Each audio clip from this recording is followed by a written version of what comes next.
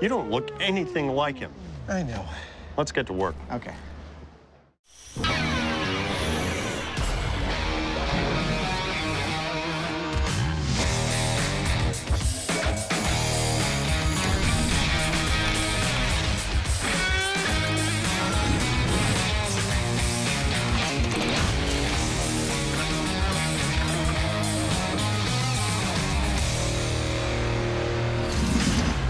Why are you dressed like my old archaeology professor? No. I'm dressed as Indiana Jones. That's him, Dr. Jones from Indiana. Anyway, what's the story? Okay, the story is there's also a movie called Raiders of the Lost Ark starring a guy named Indiana Jones, and we're going to tackle some myths from that movie. First and foremost, his famous sidearm, the whip. We're going to look at some of the science of Indy's whip and some of the remarkable things he does with it.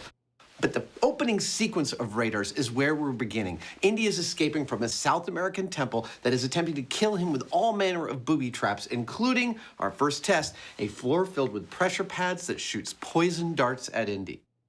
Well, sounds like fun. Let's get into it. Okay.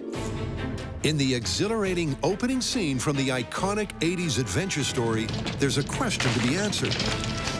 By simply running for it, would Indy really have escaped unharmed? And as a massive fan of the franchise, Adam's in his element.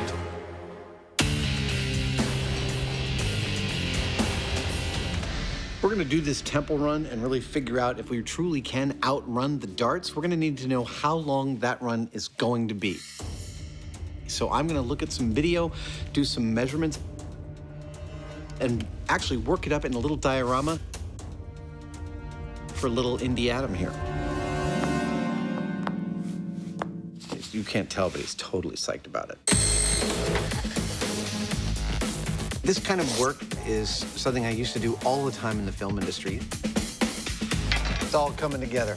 In the film industry, it's often used as a pre-visualization technique. Now I'm just having fun.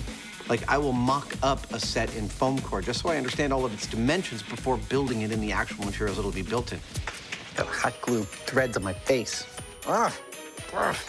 Seeing something in that white space, for some reason to me, it's deeply, deeply satisfying. I put my head down and I can see what it looks like from different angles. It's like I'm building a playground for my brain.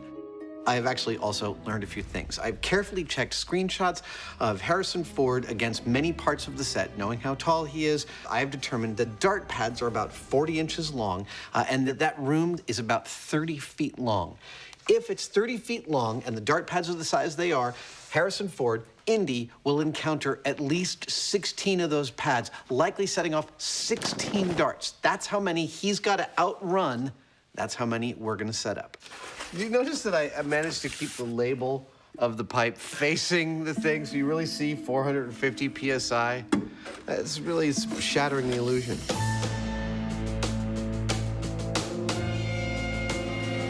In the temple run, Indy gets shot at by Mayan poison darts, but because these are potentially lethal, I'm going to do the same thing using paintballs.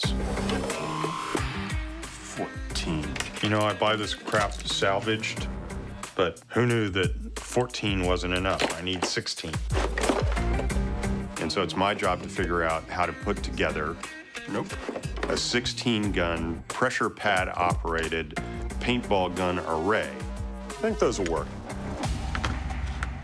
This item right here is a solenoid switch. The wire gives power to an electromagnet, which opens the flow of air.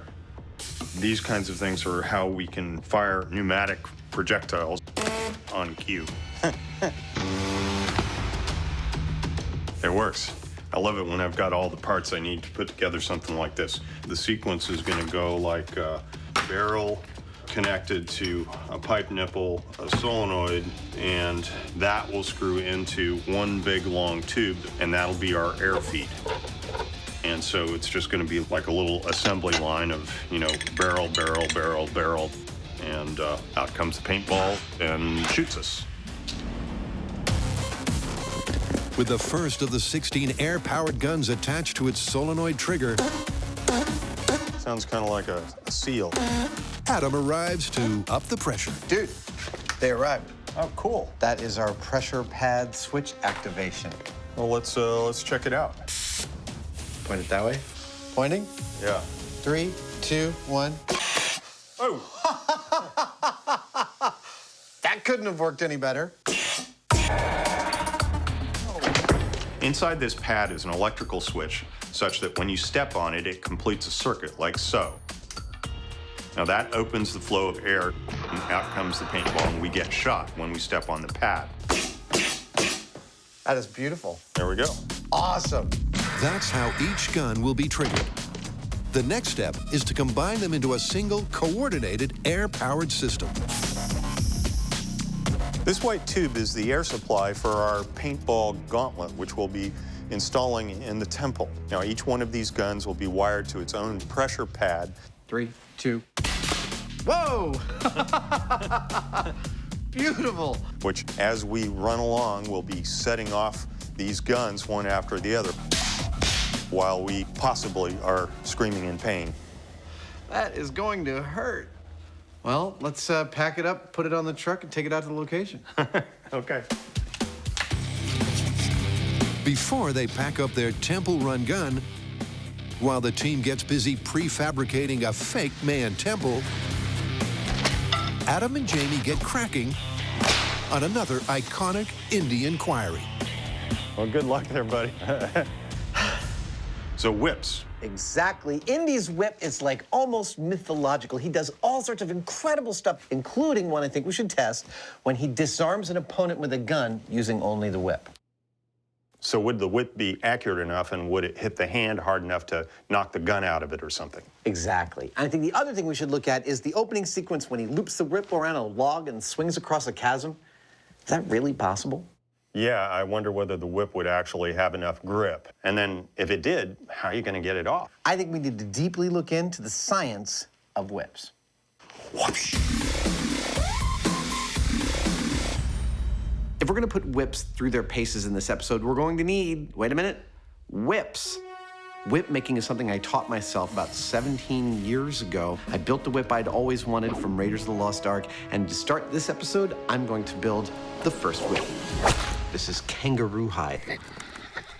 Don't let anyone tell you any different. This is the strongest leather in the world.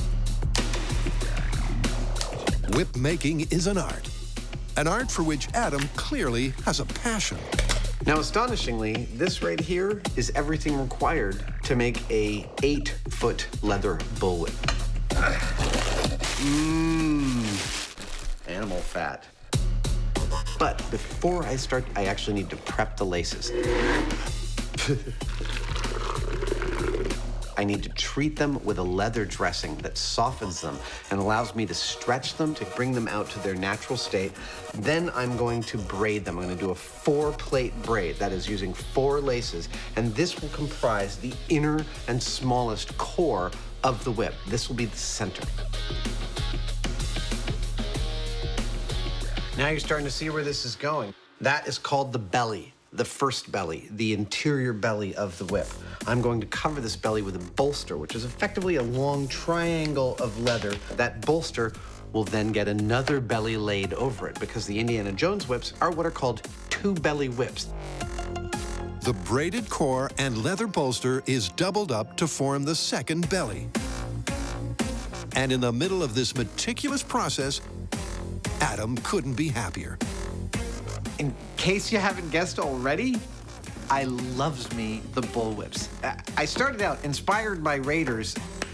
I'm done with the second belly, and I quickly learned that I love 2 distinct things about the practice. These will be the 12 laces that make the actual outer coating of the whip. One was that I love the practice itself, the craft of whip making. The meticulous, repetitive stretching, checking, cutting, lacing. It is deeply meditative.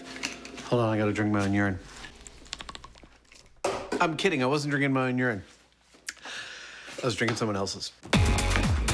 The second thing I love about it is the form and function coming together magnificently. I mean, you've got this beautiful form of a smooth leather object that is tapered from one end to the other. Dude, it's looking so good.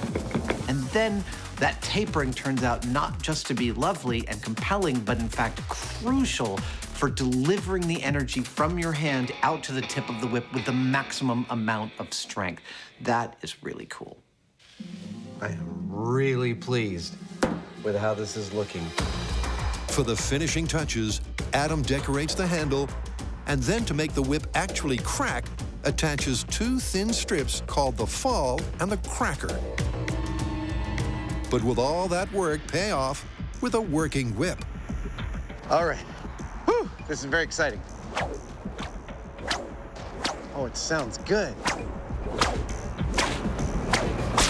Yeah!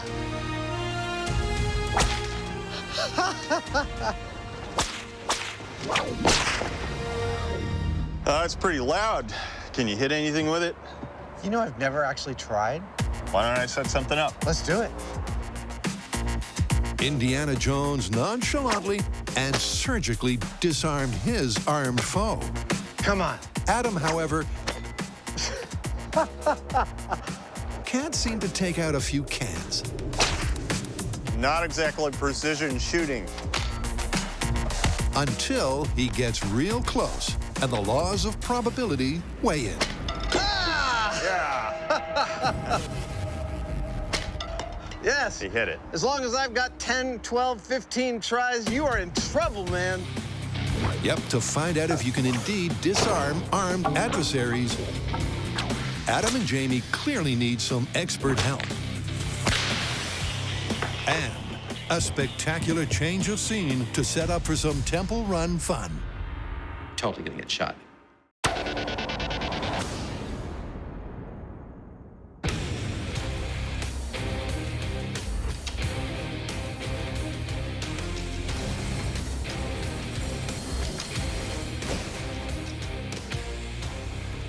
Indy's whip is a character in its own right in the Raiders films.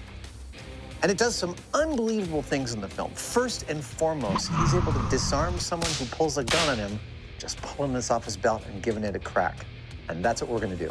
We're gonna give that a crack. But there's a problem. Now, I'm pretty good at making these, but we've already established that I'm not that good at operating them. Let's just say you're a work in progress. Aren't we all? Yep, to test Indy's mythical ability to disarm gun-toting foes, Adam and Jamie need a whole heap of whip-wielding tips from the very best in the business.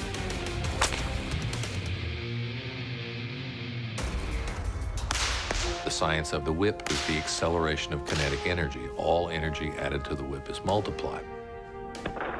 A small amount of focused energy literally produces explosive results. Wherever I point the handle, this is where the whip is going to go.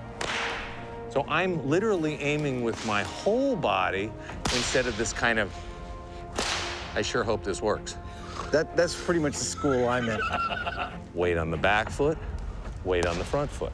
We brought a lot of experts onto this show over the years, but Anthony might be my all-time favorite right now. And then, Now it's just timing. I have rarely ever had someone teach me something so quickly. Push. And I got results I really didn't think were gonna happen within such a short period of time. Open your hand, straighten your arm, close your hand. hey, Perfect. that totally worked. This is awesome. This is a far more precise tool than I thought it was. Bend. We've gotten a lot of the basics of whip handling from Anthony, Excellent. but now it's time to see if we can't use the whip to grab a gun out of somebody's hand. But it's important to note that we never actually see how Indy disarms the bad guy. So to cover all our bases, we're gonna run a couple of tests. So stretch it out and send it out. Better, okay? First, we're gonna see if that whip tip could wrap around the wrist and/or the gun and yank it in such a way as to spoil the shot. We're gonna see if a direct hit to the wrist with the whip tip is enough to make somebody drop the gun. This is the scariest thing I've done all day. Isn't it? Go ahead. That was perfect. That was a nice crack. You got It was that. right on the tip of your thumb. Yeah. That would have hurt a lot. Jamie's making contact, but there's no mythical grab and aim spoiling pull. Go for the wrist. Go for the wrist, Heineman. That's it. Not quite the first-time accuracy of Indy. But novice Jamie is dialing in on the technique surprisingly quickly. Yes. Oh, there we go. Good job. All right, my turn.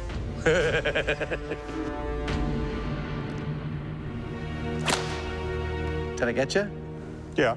Adam missed his target a couple of times and connected with me instead. But he was actually able to wrap the tip of the whip around my hand to where he would be interfering with my aiming of that gun. Yeah. And that was actually pretty effective. The grab and tug is clearly plausible. But what about the second option? The hit to the hand. Would that force you to drop the gun? Well, Jamie, with the short straw drawn, adds extra protection and prepares to face the whip-cracking might of the Whipmaster. Ow.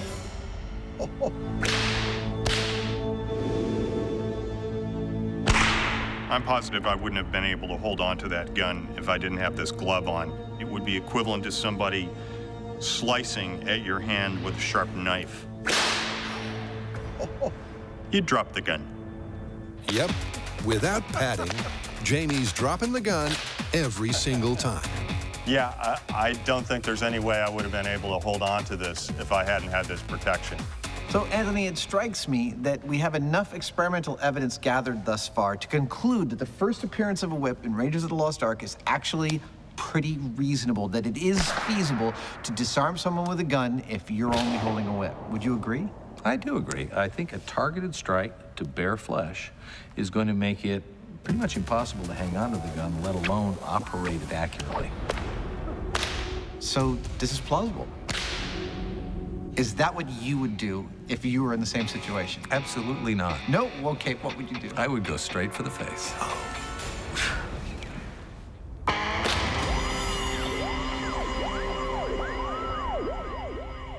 With the gun whip myth all tied up, it's time to set the scene for the temple run. Not many people realize, but the Mayans built their temples just like this. Yeah.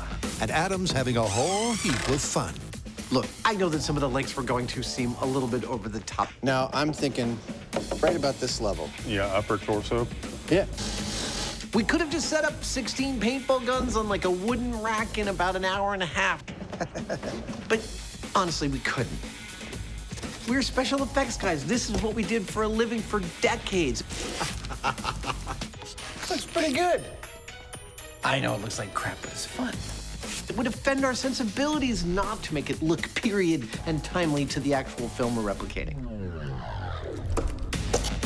Of course, any decent temple's got its share of deities and gods, so we've got ours. It would offend my sensibilities. Frankly, I think Jamie thinks this whole experiment is an excuse for me to dress up, which it might be. While Adam completes the scene setting,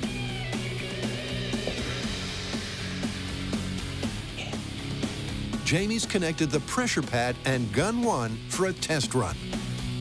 3, 2, 1. That works perfectly. Perfectly, except for a timing tweak. That was fantastic. Our Mayan temple dart room is operational, except with paintballs instead of darts. The only thing is, that hit was instantaneous. Pad touch, dart hit. And in the movie, there's actually a delay when Indy tests the rig. My question is, how much of a time delay is there between the time that torch pushes the pad and the time the dart hits the torch? That's 1 second. That's gonna be our delay. Over to Jamie.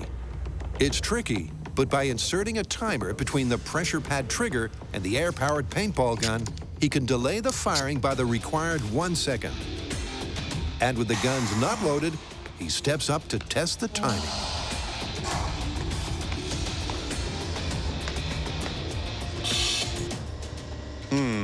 Hoosier, we have a problem. That's,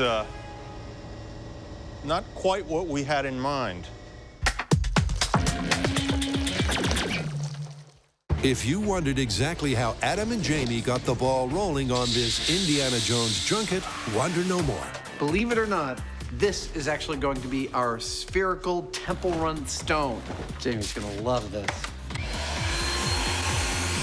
Rise! Rise! This is just as much fun as I was hoping it would be. This inflatable sphere will form the basis of their boulder.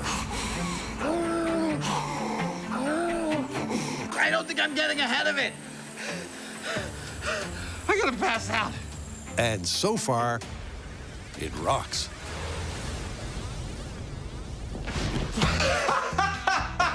Yeah! Oh, hey, man, check it out. It's our Temple Run ball. Whoa, dude!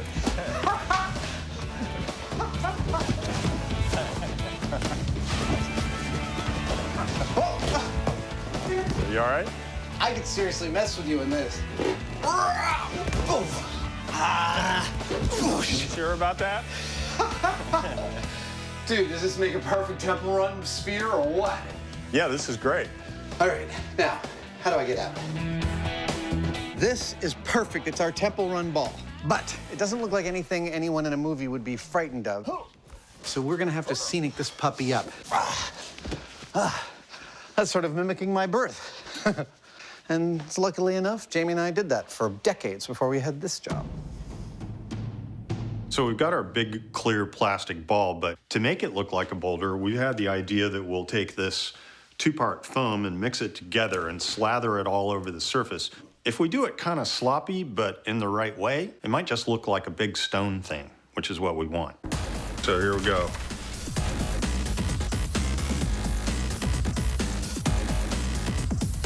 I've done hundreds and hundreds of little projects like this over a couple of decades of doing special effects. I think it's gonna work great. And it's actually kind of a joy to just get back into that world for a little bit while doing this. Pretty soon, this is gonna be solid. When I first started doing this work, it was in New York City at a model shop there, and the guy that ran the shop would see us doing our work, and he'd say, "It up. You gotta it up so it looks natural." See these little stripes here? That's the kind of stuff that I'm looking for. And that just means, you know, I haven't thoroughly mixed it. I've kind of it up. By cutting corners on mixing the foam, Jamie's artwork has become more authentic. And 3 hours of satisfaction later, this Rolling Stone is ready to rumble.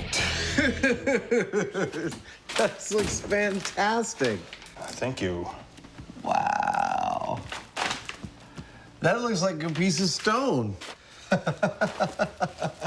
Inflatable stone, no problem. It's called safety stone. If this was real stone, I think it weighs somewhere around, give or take 20,000 pounds, depending on what kind of stone it was. In this case, it's probably around 300 pounds. Looks like a big rock to me.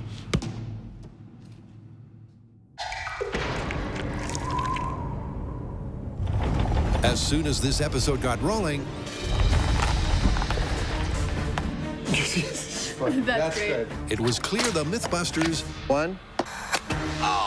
idolize all things indie. And with one myth already cracked, the fun is set to continue. Or is it? As it turns out, this timing setup that we put together is really screwing us up, because while they're delaying the firing of our valves like we want them to, they're also holding the valves open way too long, which means that by the time we get to the end of the array, our tank is empty. Our solution is to actually give them more air, or more of a tank. I'm about to build that tank out of a bunch of PVC plumbing pipe. You stay while Jamie plays around with the timers. And with the larger air supply hooked up, it's time for the Temple Run test run, take 2.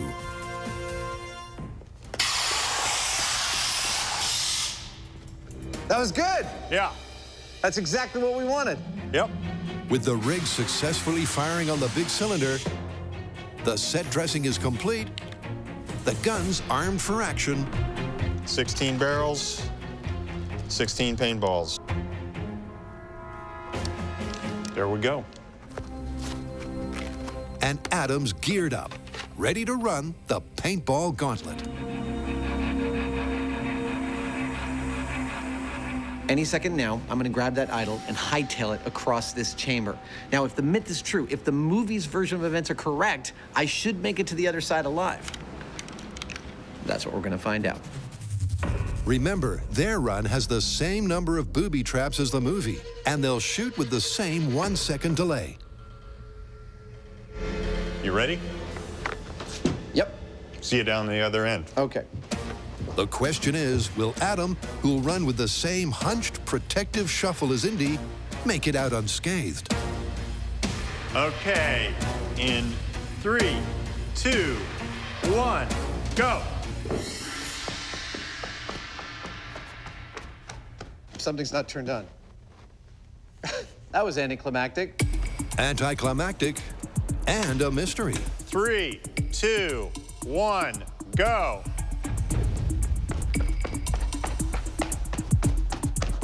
It's still not working. Maybe even a Mayan mystery. Well, I think it's clear what's going on here.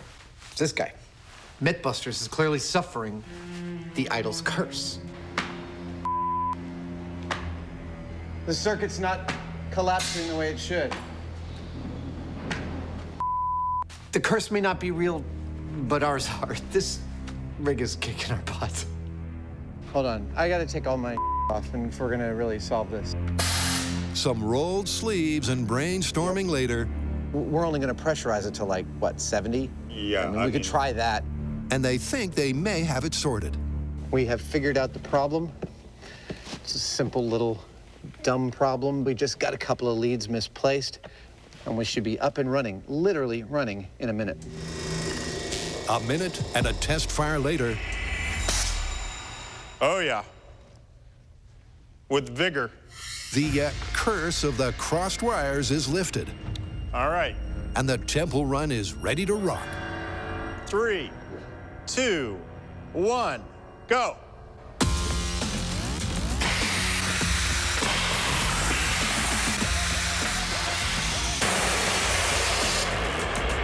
I didn't feel a thing.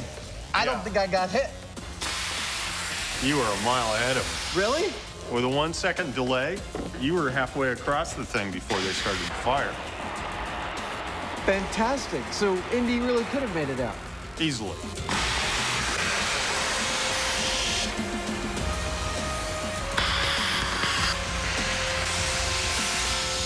We had all the parameters we needed from the setup of the temple in the film, and we applied them to our set and discovered that Indy would indeed have made it out alive with his idol, wouldn't he?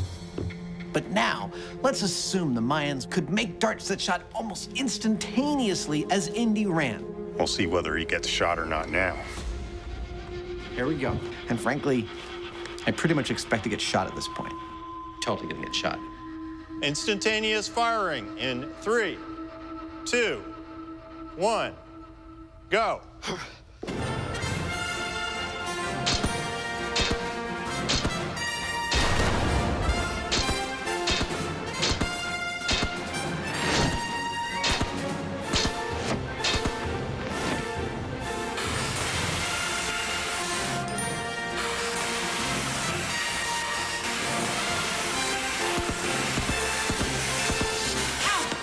I totally got hit.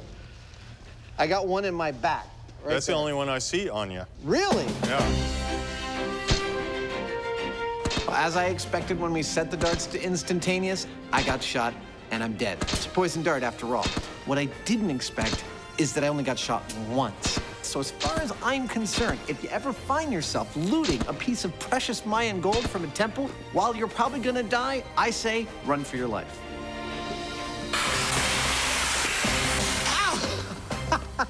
So why do you think the Mayans set such a long delay on their dart mechanism?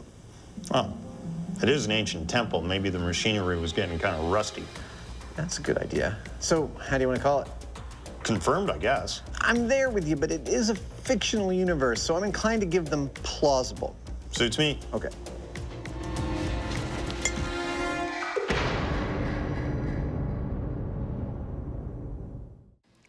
At this point, I think it's worth pausing to discuss a little bit about how whips work and why their structure is intrinsic to how they work. Now, I'm sure everybody has had the experience of being at one end of a rope and giving it a flick and watching a bump travel down the length of the rope.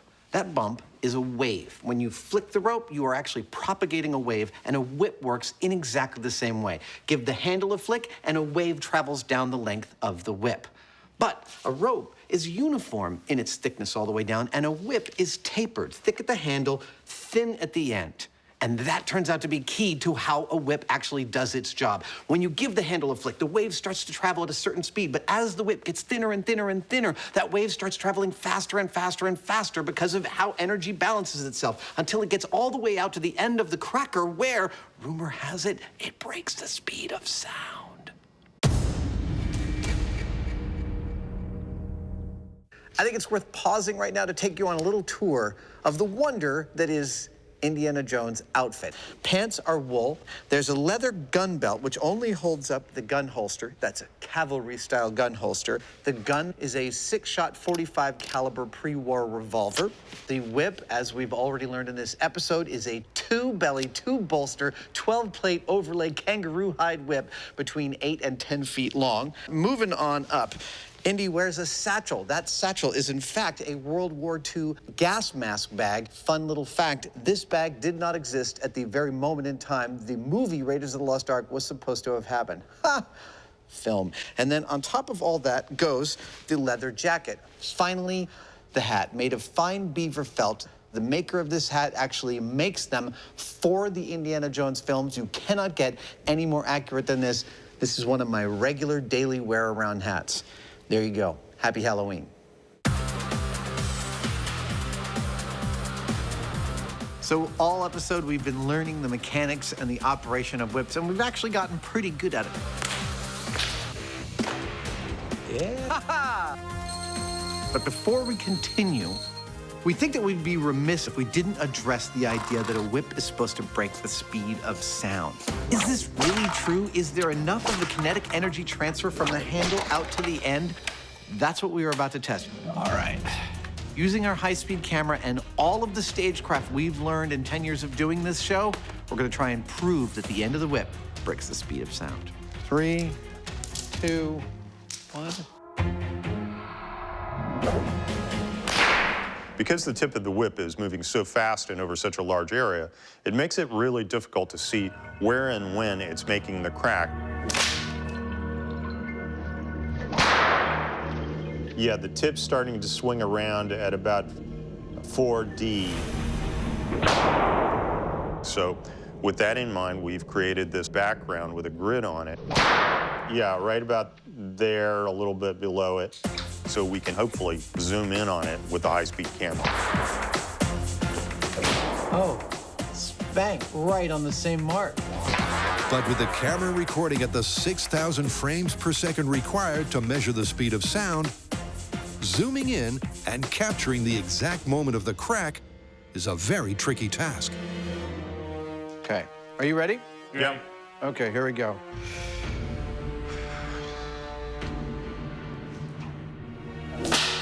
Too low. Try that.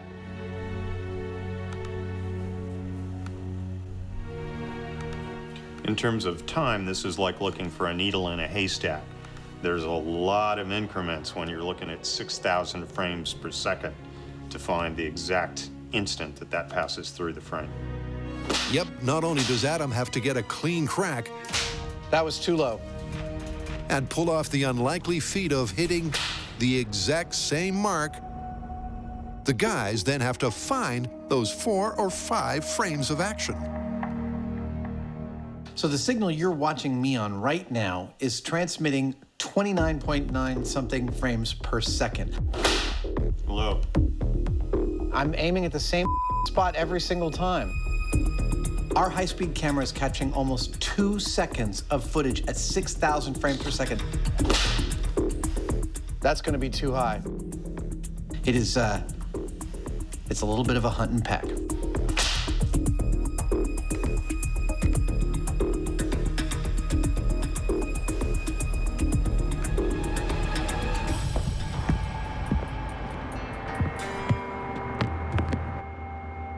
I want to go for the loudest possible crack because I think it's traveling the fastest possible speed.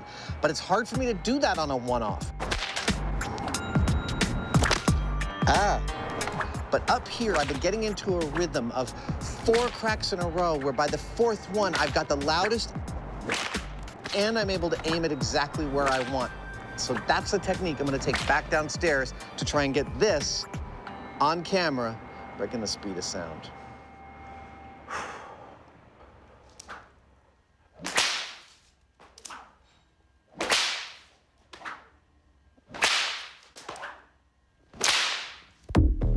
Let's try that.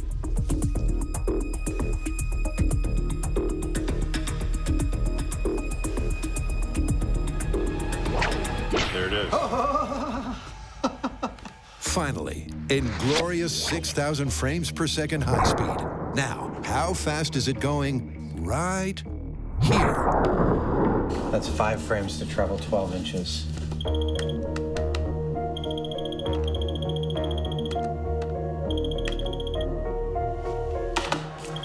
.200 feet per second. That beats the speed of sound. That is awesome! We caught the speed of sound being broken by these little fuzzies. That is so cool. It took hours of atom whipping for us to finally capture that tiny piece of string traveling over the speed of sound in front of this grid. But we finally cracked it, so to speak. With the science whipped into shape, Adam and Jamie head back to the warehouse to test the whip's mythical ability to swing Indy to safety. This story has Indy swinging across a chasm on his whip. Yeah. Boom. Cool. And since we don't happen to have a chasm ready to go, we decided to build our own. This thing weighs 5,000 pounds empty. You got room, you can keep coming in. Kill someone in a heartbeat.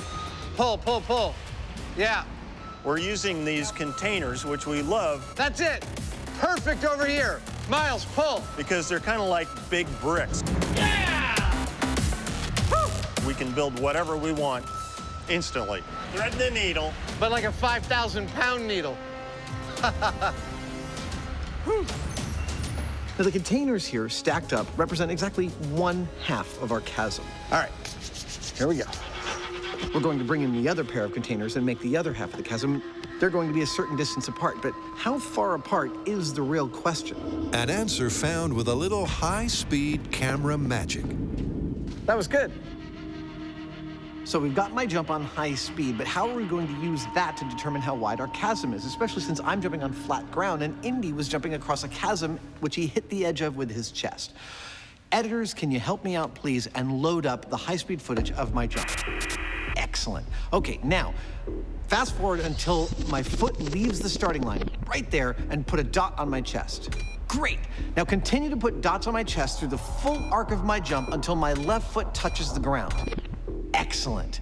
Now, draw a line that intersects all those dots until you've got a curve, and continue that curve until it hits the ground where my number stripes are. Perfect. Okay, can you count up how many number stripes those are? 12? Beautiful. That is the distance of our chasm, 12 feet. With the exact distance marked off, the far side of the chasm is dropped into position. Nice! Some protective padding put in place. That's a long way to fall. The key structural component brought up. This is a branch. Some more safety measures manhandled. Indy never fought a beast like this. This is like a Doctor Who villain. Yeah, that's it! Before the movie-accurate scene is set Good luck there, buddy. I'm going to stand back here. for Adam's date with whip-swinging destiny.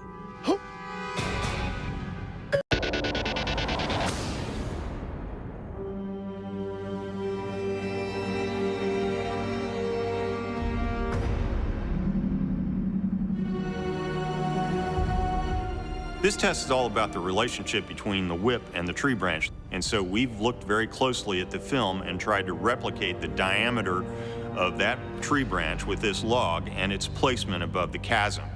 Now, the next thing that we've got to do is take our whip and throw it across the tree branch and see whether it creates a knot that's strong enough to hold a person. Here we go. Because if it ain't, I've waited my whole life for this moment. they're falling to their death. But before Adam tests the strength of the swing, Oh, hey. Wasn't bad. That was not bad. he has to actually secure the whip on the log. This test goes down in history as one of my all-time favorites. But it did not start out looking that rosy. First, just trying to wrap the whip around the log, I was not getting enough surface area, not getting enough friction. I want to feel that solid bite. The leather on the log. What I really needed was a kind of a knot. Actually, the technical term is a half hitch. Oh, that looks so promising. You had a crossover. I did. I need a second crossover. But that tested my whip wielding skills to the absolute limit. Dude, That's not bad. I think I got a hitch. Oh, man. Well, good luck there, buddy. I'm going to stand back here. With the whip grip seemingly secure, this is it. This is terrible. Actually, I'm genuinely scared. Was Indy's mythical swing to freedom feasible or a fictional fancy?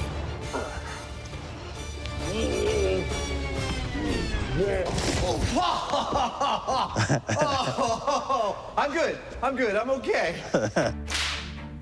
So I got the loop around the log. It felt really, really secure. I think I got a hitch. And then just before my feet reach the other side, the whip unwinds from the log and I go tumbling. All right, we got to try this again. That was too much fun. Even though Adam fell, I have to say I'm surprised he did as well as he did, because from this distance, you're only going to get around 3 wraps out of it. There you go. So a single half hitch holding a close to 200-pound guy, pretty low odds if you ask me. Yeah, you're moving the whole log, dude. Am I? Yeah, I think you're going to do it, buddy. Here we go.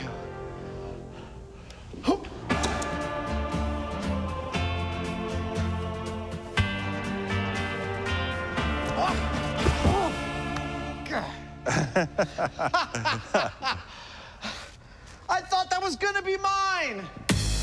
Once again, the whip and potentially the myth unravels at the last second.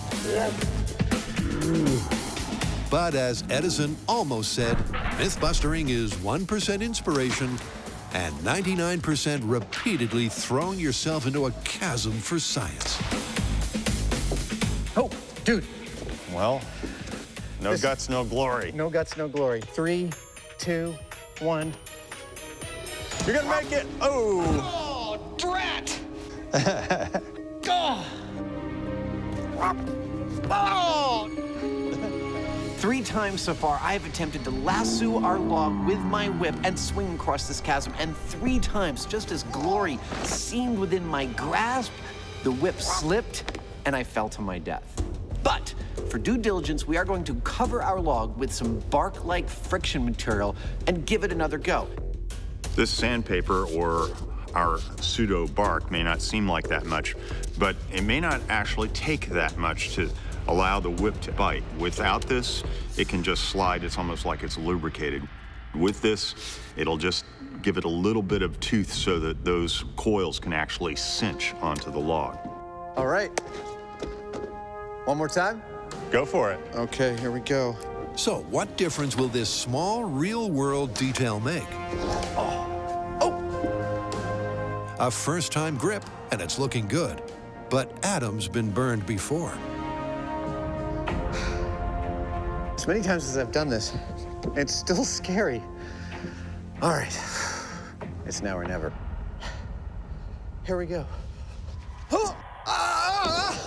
Yeah! Give me some!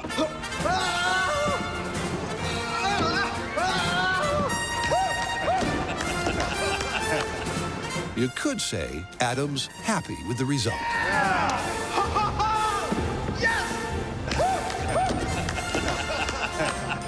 Not quite an indie reaction, but dude, we totally did it. Yeah.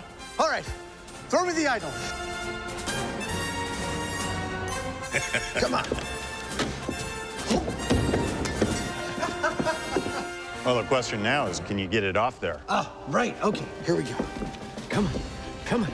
So once we added a little bit of friction, some bark to our log, the whip grabbed easily, and I swung across handily. It was beautiful. Come on, baby. Come on, this is the final thing. Indy's whip grabs when you want and lets go when you want. Come on, come on. Now, I still don't think the whip has the kind of magical properties that Indy uses it as an extension of his hands. How does this work? There we go. Almost. Awesome.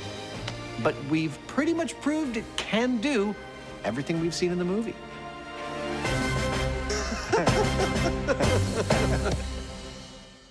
With that, this archaeological adventure romps to a conclusion. And Indy's iconic status is quoed. Dr. Jones was not doomed in the temple. Indy really could have made it out. Easily. And when it comes to a tight spot, You're gonna make it. his trusty weapon I think you're gonna do it, buddy. is all it's cracked up to be. Yeah!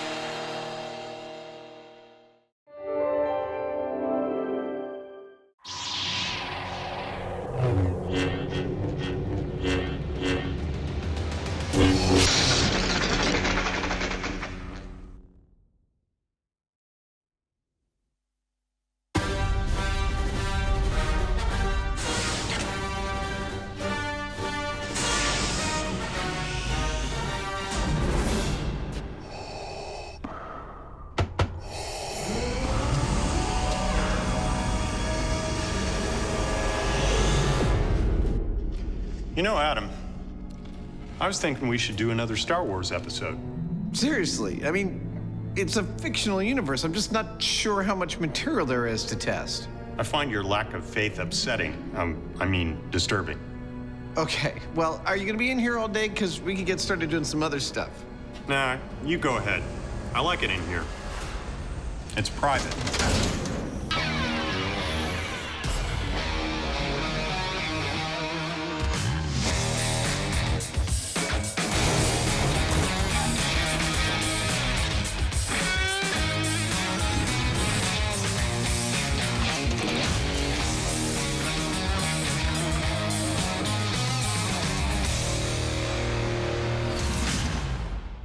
Nice bucket.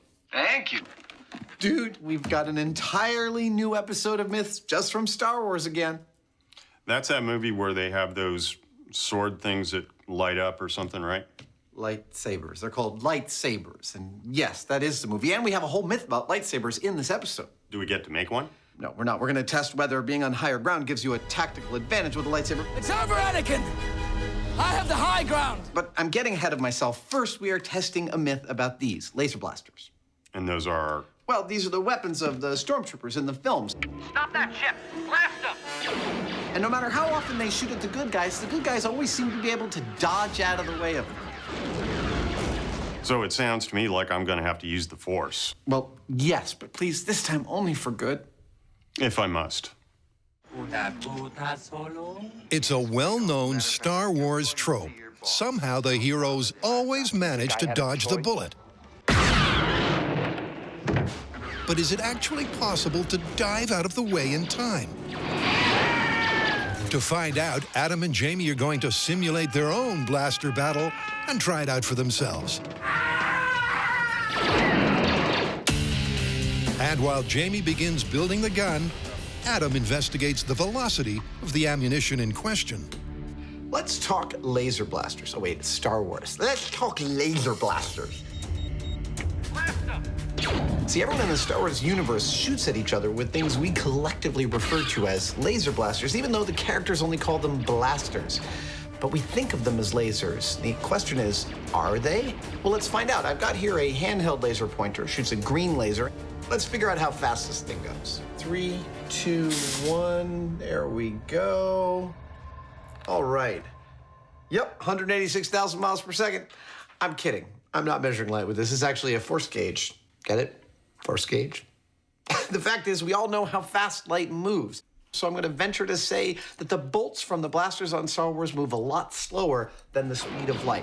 How much slower? I'm going to find out by watching Star Wars, measuring them with calipers, and using some math to figure out how fast they might move in the real world. That hallway is 88 inches wide. Once I get enough measurements, I'm going to average them out, and it should give me a consistent laser blast speed. By extrapolating from a visual reference Harrison is 6 feet tall. and timing how long it takes the blaster bolt to cover a known distance, Adam can calculate its velocity. And before you can say laborious arithmetic, 7 frames. Adam has calculated an average from across all 6 movies. I've got a speed of between 130 and 135 miles per hour at a distance of about 40 feet. So that's what Jamie's gun will replicate. 130 miles an hour at 40 feet. We're going to be replicating the performance of the blasters we see in the movie, and to do that, we're going to be using this pneumatic launcher by plumbing compressed air into the back of it. Every time you pull on the trigger down here, it fires a round, and then these pistons push forward and advance another round into position, ready to fire. Ow! That's what I'm talking about. Now, we can put anything that we want inside these tubes. So I'm going to be experimenting to find out what we can fit in there that accurately replicates the performance of what we see in the movie and hopefully doesn't hurt us at the same time. In theory, by altering the air pressure powering his gun, It looks like that's about 350 PSI. Jamie will be able to match the movie specs with his non-lethal ammo. Firing in 3, 2, 1.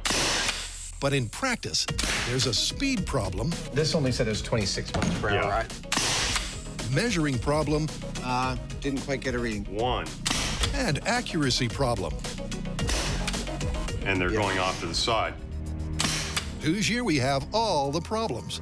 Our first laser blasts don't fly straight, and we can't get a reading on how fast they're going, so there's still some problem solving to do. We may end up going with a totally different solution. We don't know at this point. So while the team locates the drawing board, Darth Heineman and Jedi Savage go head-to-head in a lightsaber duel to tackle the myth of higher ground.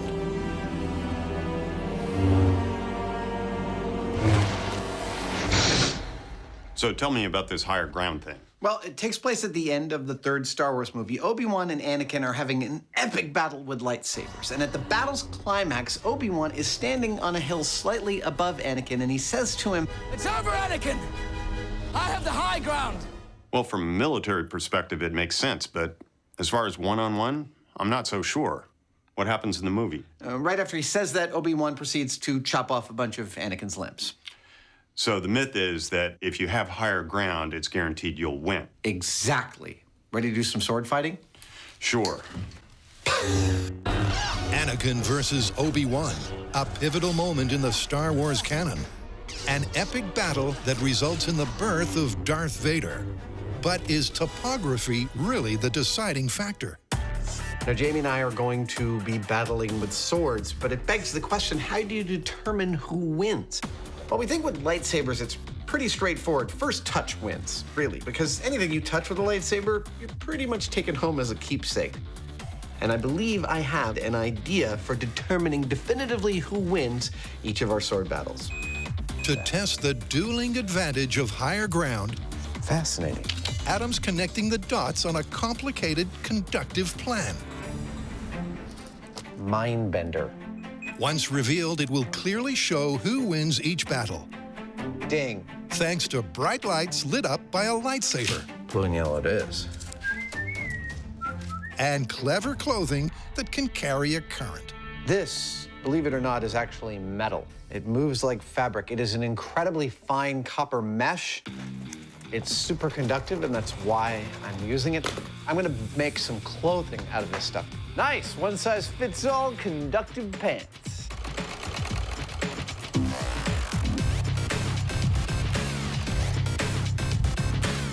These are looking cool. It's amazing how supple this stuff is. It's just beautiful. We're gonna have to see if it's a Faraday cage. Well, I figured my cell phone's gonna stop working the moment I put it on, right? With the copper conductive clothing complete, Oh, yeah. it's time for the Lightsabers. What about them?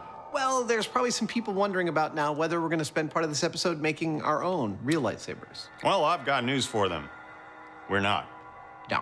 for a whole host of reasons. Yes, not least of which, photons. Light is made up of photons, but photons move in a single direction. You can't program one to stop 3 feet from its source. And even if you gather a bunch in a small place, like we do with lasers, the beams of a lightsaber would likely pass right through each other. Well, and then there's the power required, because while there are lasers that cut through stone and metal, they require a massive power input. You'd have to have something like a small nuclear reactor attached to it.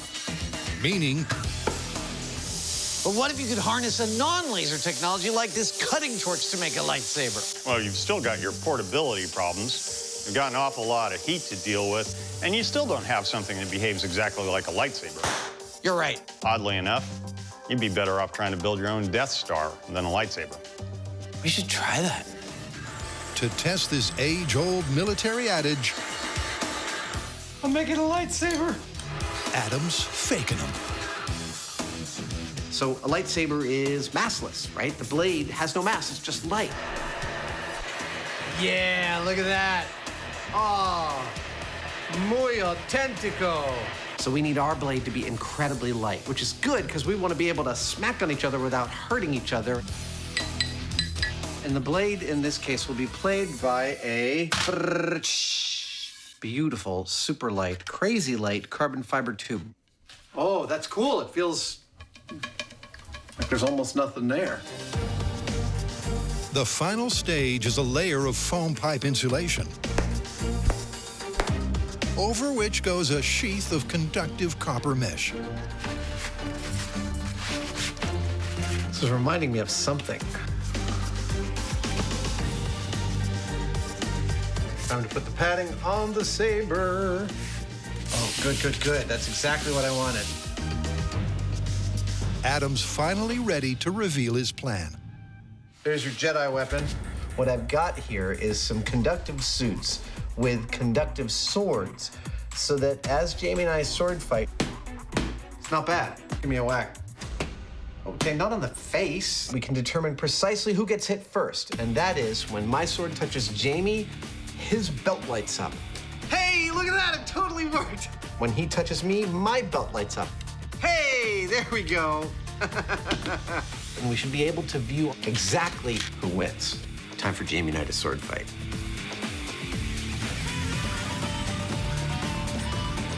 And the fighting is going to start here, but I think maybe it ought to be a little more sci-fi. Jamie and I are going to begin with a control that is fighting each other on flat ground. Looks good to me. We're gonna put a pair of X's on this platform where we start. And when a bell sounds, can you give me a bell sounds, editors? No. No. That's it. When we hear the bell, we start fighting. Whoever touches first wins, and you know because the other guy's lit up. Reset, go back to 0, and try again. Oh, it's like putting on a straitjacket. There we go. Dude, this is hot. In a best of 25 bouts on an even surface, our copper-clad Jedi will establish a comparative control. You look great.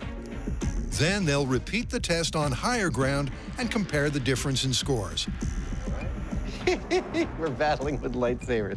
We've ended up working with quite a variety of weapons on this show, and with things like guns and knives, we've even become somewhat proficient.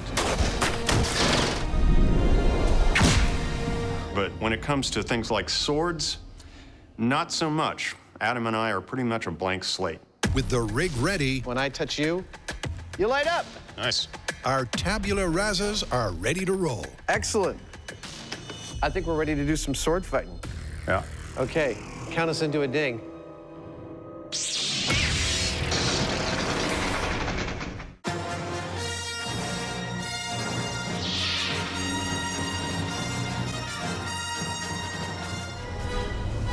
It's over, Anakin!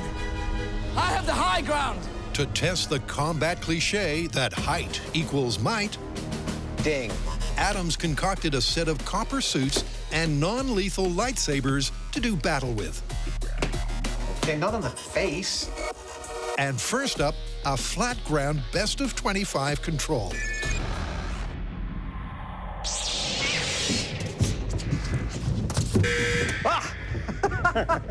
That's one. After they establish their relative abilities on the scoreboard,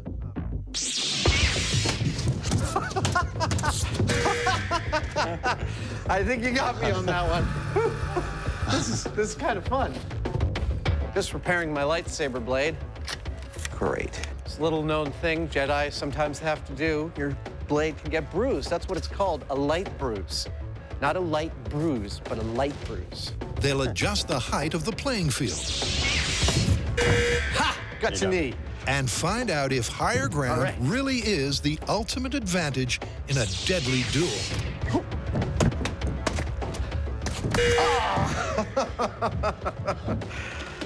This is genuinely entertaining.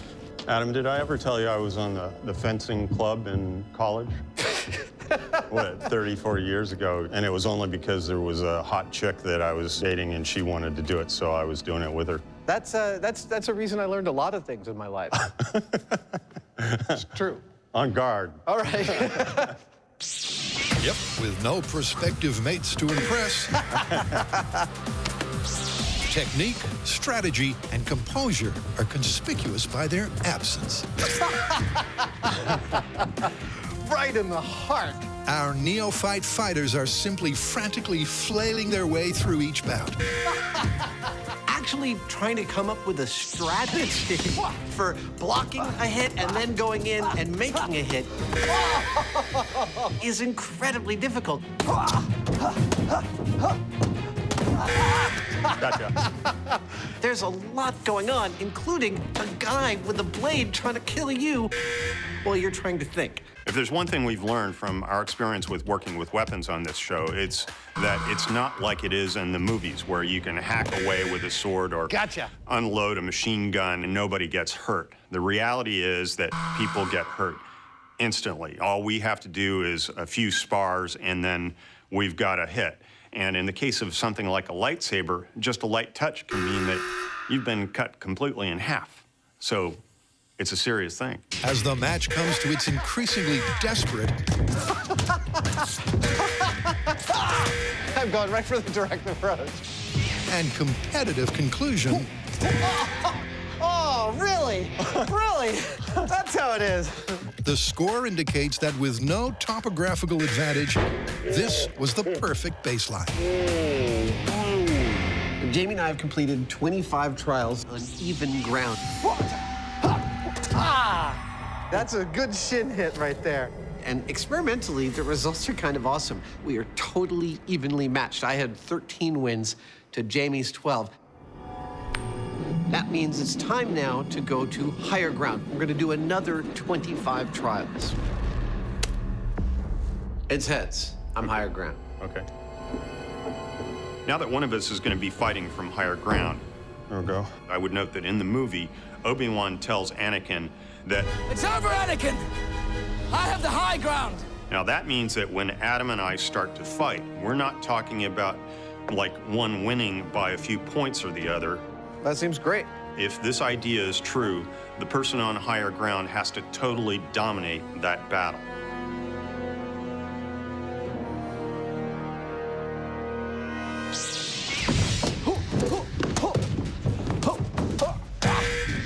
I gotcha.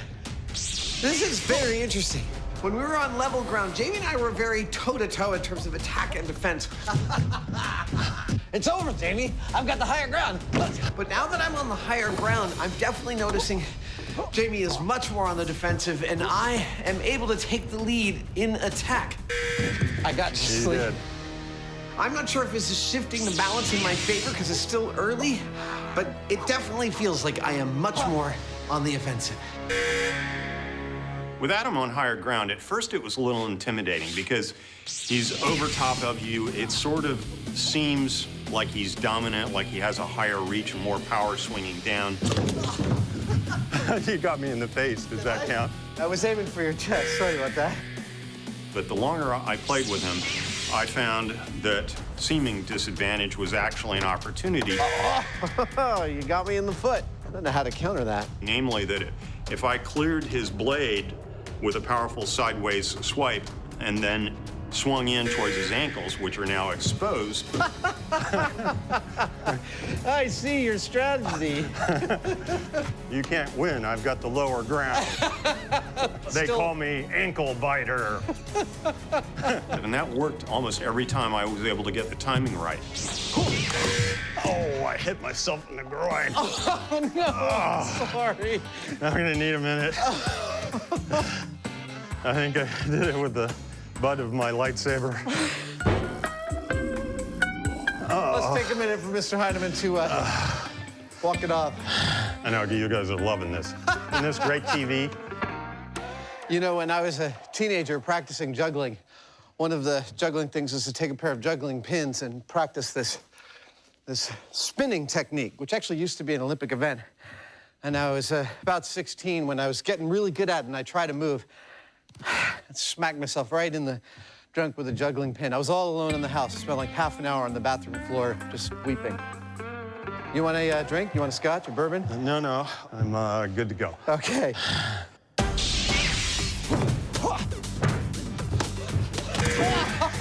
I really thought being above Jamie would just give me this towering plank, and I was just gonna win every one.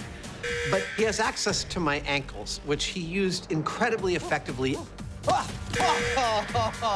Once I get close, my legs are just done for. From my perspective, I don't think I can call the high ground an ultimate advantage at this point. Yep, despite finishing with a scoreboard advantage, Adam feels the numbers don't tell the whole story. There's two things wrong with the data we've thus far gathered. One is we're looking for a definitive advantage, not a soft advantage. Two, and most importantly, we're not sword fighters. We don't know the first thing about fighting with swords like this. We need the assistance and perhaps even some training from an expert. Yeah, that's what we need, an expert. And while the guys wait on a Jedi delivery, it's back to the workshop, where the Heineman has dumped his foam failure. And they're going off to the side. To test the myth that the Star Wars laser blaster dodge is feasible physics or a filmic fiction, Jamie has to match the movie's velocity with more accurate aerodynamic ammo. Straight ping pong ball, not very accurate. It's going about 60 miles an hour, which isn't good. But we have ping pong balls made out of foam, and when I put a skewer on them, 150 miles an hour and dead straight. That's cool. One. Bullseye. After converting his arrow-inspired prototype into a more polished version Let's see what that does. and adjusting the air pressure powering the gun, Okay, 80 PSI in 3, 2, 1. Jamie nails the blaster benchmark he's after. We've done a number of runs now, and we're getting very consistent speeds of 130 miles an hour out of our gun. So we're right where we need to be. Yep, but without a comparison to, say, a bow and arrow, it's difficult to gauge what 130 miles per hour really means. I thought a visual chart showing the relative speeds of things might be helpful at this moment. For instance, here is a piece of tape representing the speed of the arrow, and it's a little bit shorter than the piece of tape representing our blaster. because it was slower. This is the relative speed of a bullet compared to the blaster, many times faster. But we call it, all the time, we call it a laser blaster. Laser is light, so how does the speed of light compare to all of this? Well, it's a lot faster. Significantly. The line goes out the door, it goes for a while.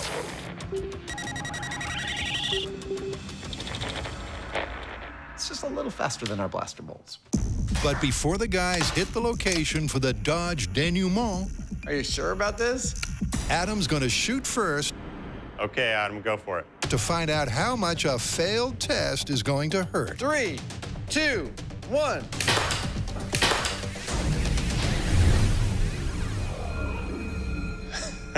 How was that?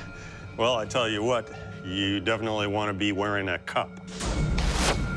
So it's a good ouch? It's an incentive not to want to get hit. Perfect.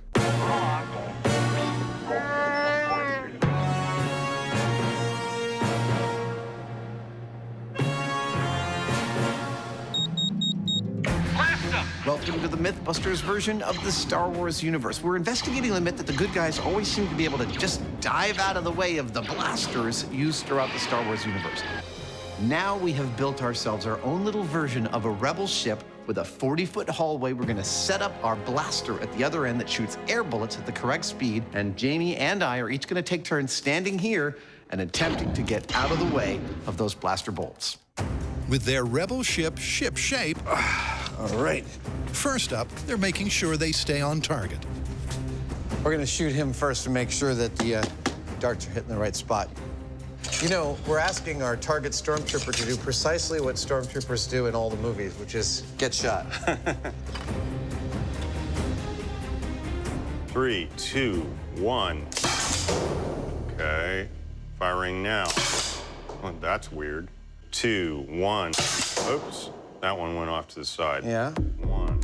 Off to both sides, high and low. The gun is firing at the correct speed. Pressure, check the pressure. Yep, Pressure's good? yep. Firing. Now that's just crazy. But at some point in the mass production of the ammunition, they've become unpredictable. They're kind of like this. The arrow-like fletching has somehow lost the aerodynamic qualities of Jamie's handmade prototypes. That means I'm headed back to the shop to come up with something else. Back at base, Jamie decides to start over.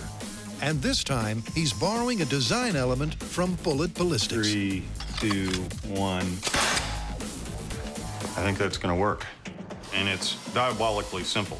A couple of ice cream spoons that are put in the crisscross that I've cut into the balls. And because I've scissored them, this is gonna be like rifling. It's gonna spin it and hopefully make it more true. And with that, Jamie whips up a bucket load. Before heading back aboard, where Adam gets an eye-watering demo. 3, 2, 1. Ow!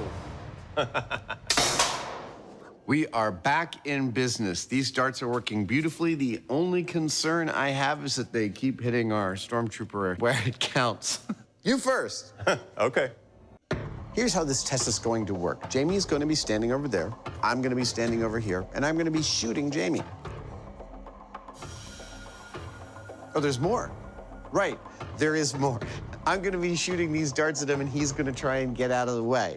This is it. The Heineman steps up to the plate to put his body in the firing line for science. All right, Mr. Heineman, are you ready? I'm ready. I'm not gonna count it down, right? Yeah. Okay, so at some point in the next 10 seconds, we're gonna fire. As far as reaction time goes, we know that a sprinter on the blocks, ready to do a race, can react within 160 milliseconds of the starting pistol firing. Jamie's got 220 to get out of the way of this bullet. Personally, I don't think he's going to be able to do it.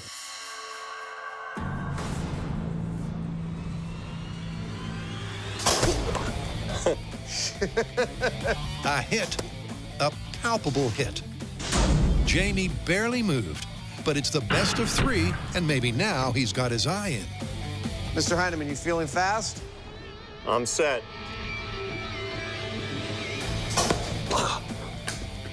Got me. Got ya.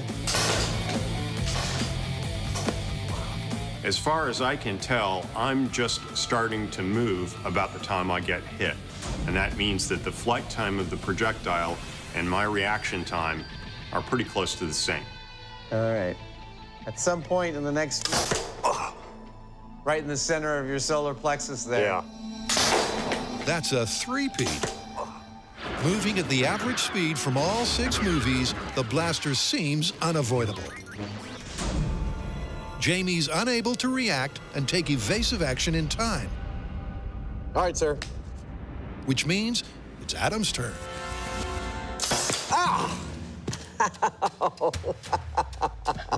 Right in the shoulder. Whew. Ah! The adrenaline dump is intense. And once he gets an identical and conclusive result, That was no contest. 3 for 3. this myth is on the ropes. Well, there's just no getting out of the way of those things. But I'm thinking there might be a wrinkle we want to add to this that makes it more realistic. But before they test a more realistic quick draw, our junior Jedi will test the martial myth of a higher ground advantage by learning from a lightsaber master.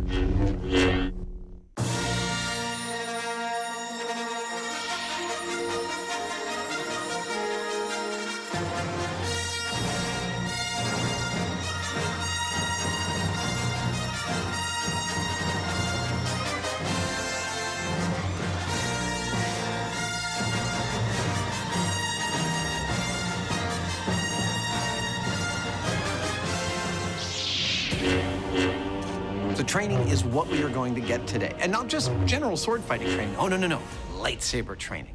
See, the stunt coordinator for the Star Wars films, Nick Gillard, has invented a true martial form for dueling with lightsabers. And what we've got here is one of his proteges, Colby Boothman, a world-class level fencer, an expert in Jedi sword style.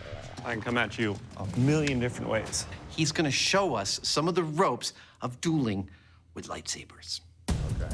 Colby begins at the beginning. He covers the basics of balance and stance, So that's like a very strong kendo pose. handling, and footwork. There you go. If Adam and Jamie are to genuinely test the combat advantage of higher ground, Hold on, let me analyze that. they need to know a lot more about how to handle their weapons. Just like that. That's close. Yeah, it's very, very personal. The original trilogies were at a more traditional distance. In the prequels, Nick had brought everything in very tight. And that's part of what makes the fights so interesting in the prequels, is because they're very intense. At the same time, they're so close that you can see the reactions from the actors. And that's why they trained so long for the prequels. Hayden and Ewan trained every single day for about 8 weeks. Oh, that feels very Jedi. It feels like a very Jedi move. I recognize that move. That's cool. In episode 3, the fight is originally about 15 minutes long. Crazy. That fight, they had to open up 3 studios.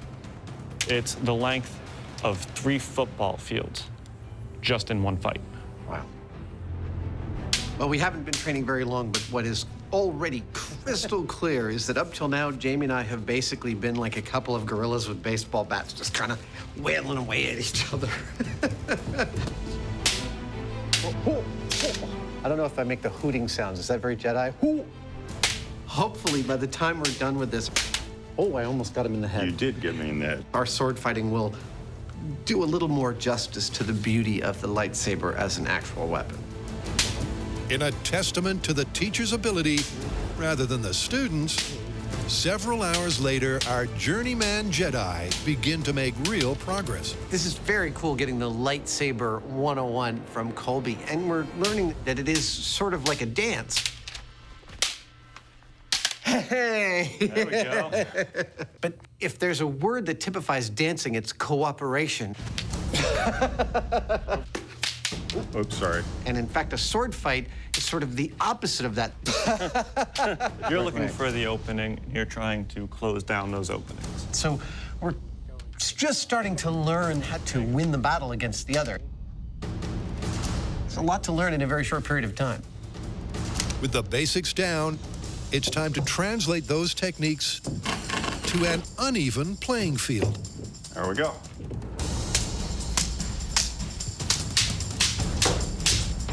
A lot of times, it's not so much putting as much power as you can. It's trying to hit the openings that you see. Where, after an hour of intense one-on-one sparring, from both vantage points, our fledgling fencers are exhausted. Hold on a second. Oh, shing! But prepared for the ultimate fiery finale on the soon-to-be volcanic planet of Mustafar. Now, the scene we're going to be creating here is the hellish interior of a volcano with molten magma, smoke, and fire.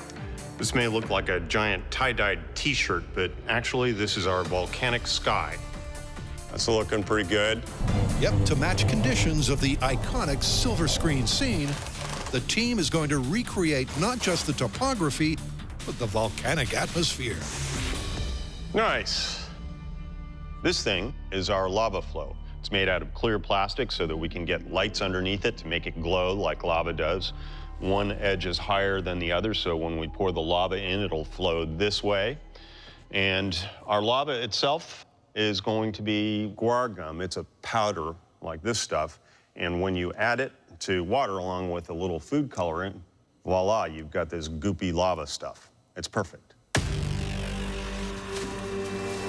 With the suitably dramatic backdrop ready to rock, Jamie gets to work accurately faking the footing. And there we go, one instant volcanic rock slope. This ramp is what we're going to be fighting on. I actually took footage of the movie and the fight scene, and I held a protractor on the screen and measured it.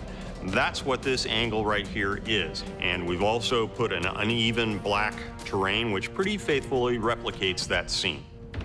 And while the finishing touches are applied to their fake inferno, there's an unresolved reaction time test to tackle. Thus far, Jamie and I have been completely unsuccessful in dodging the bullets from our blaster. And we've constructed, I think, a pretty nice experiment. We've removed a lot of variables. I'm not going to count it down, right? Yeah. But now I'm thinking we might have removed one too many. What? I know science is all about removing variables to look at the essence of a thing, but what we've got here is almost like a sniper arrangement. But at 40 feet, I can see the stormtrooper holding the blaster. I can see him see me, and he goes, "Blaster!" That action of the lifting of the gun, that might make all the difference. So to replicate that scenario, these stands are holding this weapon in a standard carry position, so that when I identify a potential target, all I have to do is raise the gun and fire. Let's do it. All right, Heineman, I'm feeling good about this one. Hold on just a sec. There we go, properly covered. All right, sir, I'm ready when you are. Okay.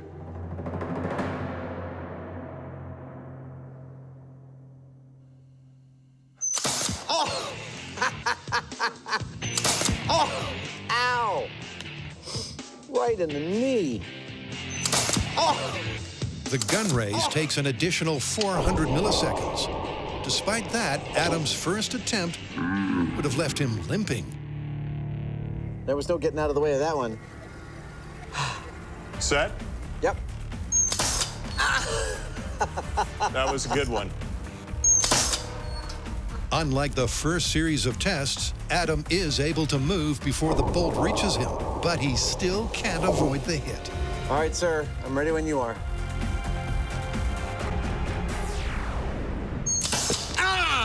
Uh-oh.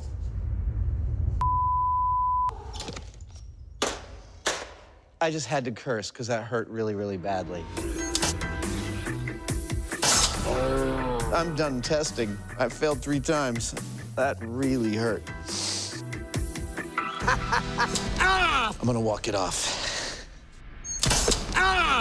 Well, never let it be said that Jamie and I don't put our bodies on the line to test the stuff that we're doing. I started out the story thinking that the blaster bolts look darned slow, almost comically slow. But turns out, even when I can see our trooper lifting his rifle into position, it's fast enough to get me every single time. There is no dodging these blaster bolts. Or is there? Now, as it happens, in a prior episode, we clocked our reaction times, and mine was somewhat faster than Adam's. So before we call this one, I'm going to have a go and see whether we get any different results. You ready, Heineman? I'm ready. Can the Hoosier do what no normal human can? 1 for 1. Jamie's fast, but there's simply not enough time to sight the incoming projectile, react, That's 2 for 2. and then move all of your body parts out of the way. I felt it on my... Well, I think that's pretty definitive. You just can't dodge out of the way of these blaster bolts. And that's why, in any gunfight, I recommend you shoot first. So, what have we learned today about humans' ability to dodge blaster bolts? Not going to happen. I was totally surprised by that. Let's get out of here. Dude, it's a set. Oh, right.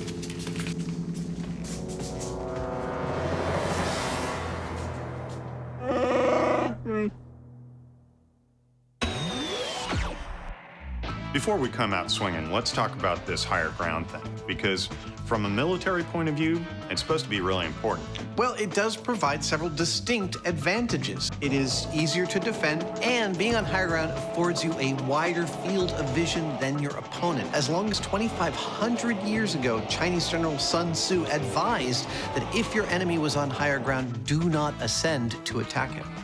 Yeah, but while higher ground may be really important if you're talking armies having to charge up or down a hill, we're just talking about two guys that are only a few feet away from each other, and that may be an entirely different thing. Right, well, and then there's the moralistic argument. See, when Obi-Wan says to Anakin, "It's over, I have the higher ground," he might be talking from a moral perspective as a Jedi who has rejected the dark side and he's on the right side morally. Yeah, but we've got no way of testing that one. No, we don't. Wait, what are we doing back here on the Rebel base? I thought we had put this myth to bed. Uh-oh. And we had, except, well, we realized that we'd left one thing hanging. And that is, when we looked at all the ways the good guys get out of the way of the blaster bolts from the stormtroopers, they don't just dive out of the way. No. In fact, Jedi have their own technique. They pull out their lightsaber. I would have one, but I'm Han Solo and he doesn't carry one. And they actually deflect the blaster bolts coming towards them with the lightsaber. Is that possible? That's what we want to test. All we need is a Jedi. Well, as luck would have it. Are you ready, Colby? Let's do it. As we know, Colby Boothman, Master Swordsman, is about as qualified as anybody to attempt to fend off blaster bolts with a sword. Colby, are you ready? Ready? The rules of this game are pretty straightforward. Colby, here we go. Without warning, I'm going to fire a shot. Colby's going to make his best effort to knock it out of the air. Whoa! Holy crap, he actually blocked it. Yep, our earthbound Jedi made contact. But with the next three sailing past his defenses, maybe it was a one-off lucky hit?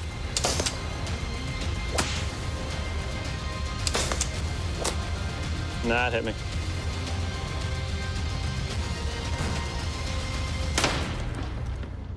Did he get that one? Yeah. Nice! Well, it doesn't get any neater than that. Our Jedi was actually able to deflect some of our laser blasts. Now, I know we're talking about a fictional character in a fictional universe with fictional physics. I recognize all of that, but after the difficulty Jamie and I had dodging those things, I think Colby demonstrated some pretty amazing skills being able to actually stop them with his lightsaber, i.e. bamboo thing.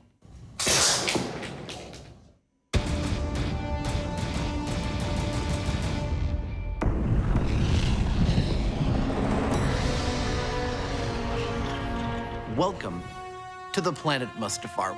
Jamie and I wanted to know if higher ground is in fact a crushing advantage when it comes to battling with lightsabers. So we brought in one of the actual fight coordinators from the Star Wars films to give us a little lightsaber 101, and now we've replicated the exact pitch of terrain that Obi-Wan and Anakin have their final battle on. Also, for your viewing pleasure, we've replicated some of the aesthetics of the planet itself. We couldn't resist. Am I allowed to make my own sound effects? Okay, go ahead and turn the power on. So how's this gonna work? Well, we're gonna do 25 rounds with Adam on the high ground and then 25 rounds with me on the high ground. There you go, sir. To protect the lower person's head, we're using this kendo helmet, and it's wired along with the rest of the suit, so we'll be able to see if we actually get a score on that. I'm gonna do a systems check on your helmet. Yeah. Hey, reset. The rules are simple. Yep. When you get hit by a sword stroke and your lights light up, that's a point for your opponent. Totally feels more realistic with this terrain, doesn't it? Yeah, it came out quite nice. At the end, we'll All right. tally up the score and see what we got. You ready, Heidemann? You betcha. Are you a Sith or a Jedi? I would be a Sith. That's what I would have said, but I didn't want to insult you. All right, let's go, Sith.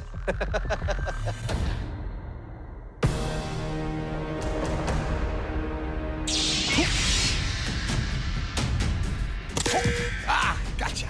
Our recently graduated Jedi once again do battle for science. Nice. Gotcha. This is intense. Reset. It's pretty clear that just one day of training won't make us sword experts, but it gave us some insight into ways to move the lightsaber. And it also does what all training does. It slows the process down a little bit. Reset. I feel like it's much less of a free-for-all in this test than it was when we started. Oh, gotcha. They are certainly more skilled, Reset. more clinical in their execution. Oh, dead. Reset. But as the contest continues, it's clear Jamie, supposedly at a deadly disadvantage, Dead. is holding his own. You and I are quite evenly matched, sir. At this point, I feel like I'm making quite a number of scores. And to me, that says that this is not a definitive thing, that higher ground always wins. Yep, and with Jamie exacting the revenge of the Sith. You didn't quite nail me in the ghoulies, but that was a good shot. Careful with that, will you? Part one of the competition reaches its exhausting conclusion.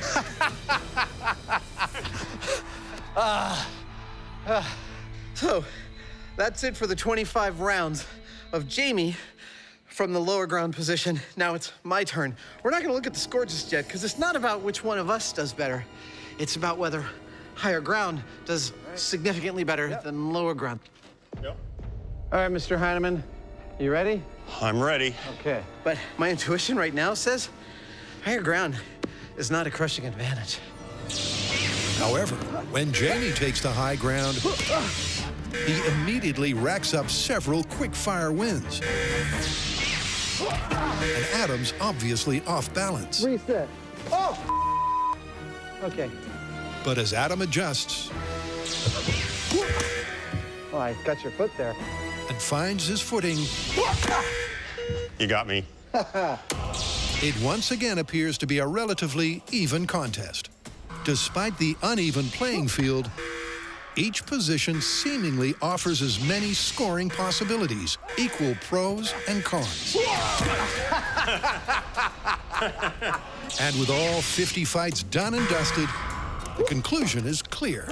Yeah, they both have their different sort of approaches. In the higher ground, you feel a slight bit of superiority because you're high up, but that's quickly dispelled by dying repeatedly.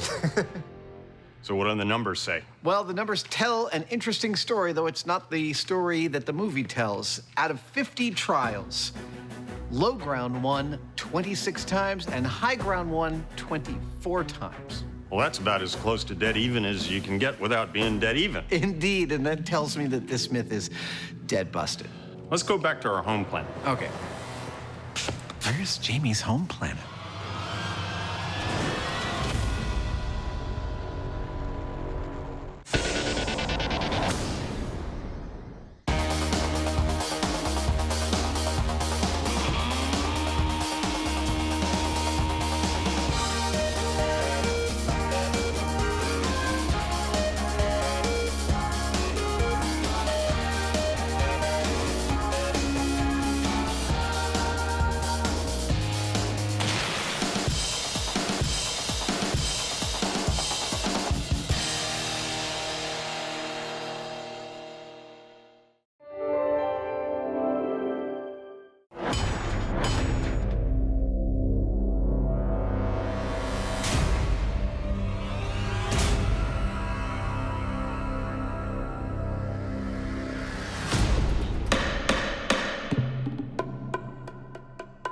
I find the defendants guilty.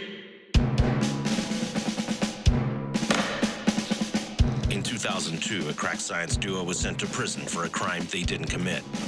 These men promptly escaped from a maximum security stockade to the San Francisco underground. Today, masked with their new identities, they survive as soldiers of science. If you have a problem, if no one else can help, and if you can find them, maybe you can hire the MythBusters. You ready for the A-Team special? I was born ready, fool. Outstanding.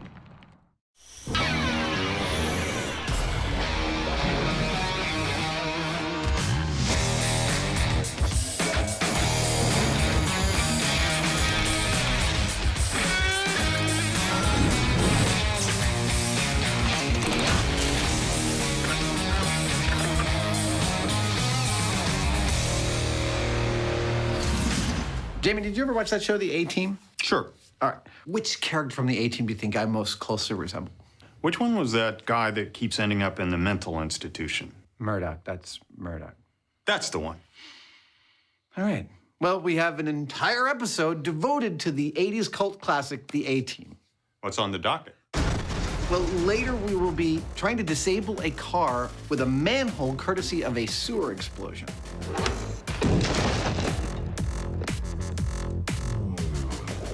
But first up, we have what is really a classic A-Team trope. See, in almost every episode, the guys are stranded somewhere and they have to build a weapon with only the materials they have at their disposal, right? Right. Okay, so in this one, the A-Team is stranded in a lumber yard. The bad guys are on their way back, and the A-Team builds a cannon out of a log that shoots 2x4s with a controlled propane explosion to defeat the bad guys. Sounds dubious. Well, I think we should test it out. If it doesn't work, maybe you and I could do better. Maybe. So, Don't touch me. okay. So, shall we gather all the materials we saw in the clip? Are you gonna keep that thing in your mouth the whole time? As long as I can stand it. All right. So, solenoids. It looks almost exactly the same.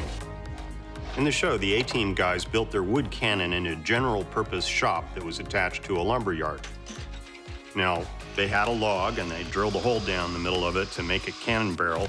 Beautiful. They're using half 2x4s as ammo, and we did see a tank of propane, so that appears to be the propellant.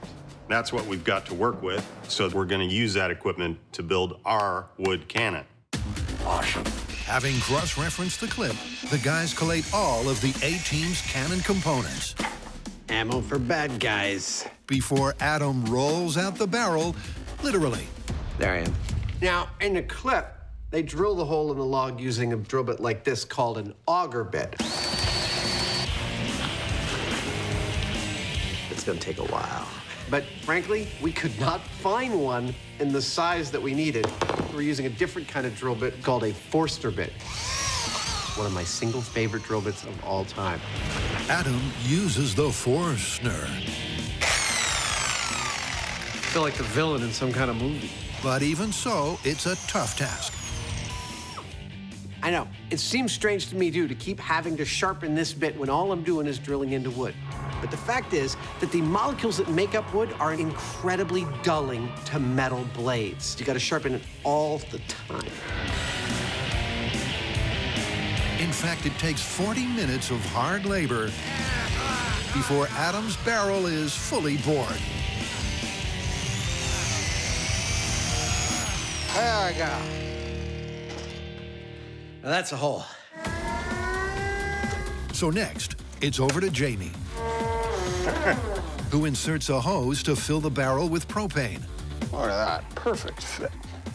before prepping the cannon's ignition system.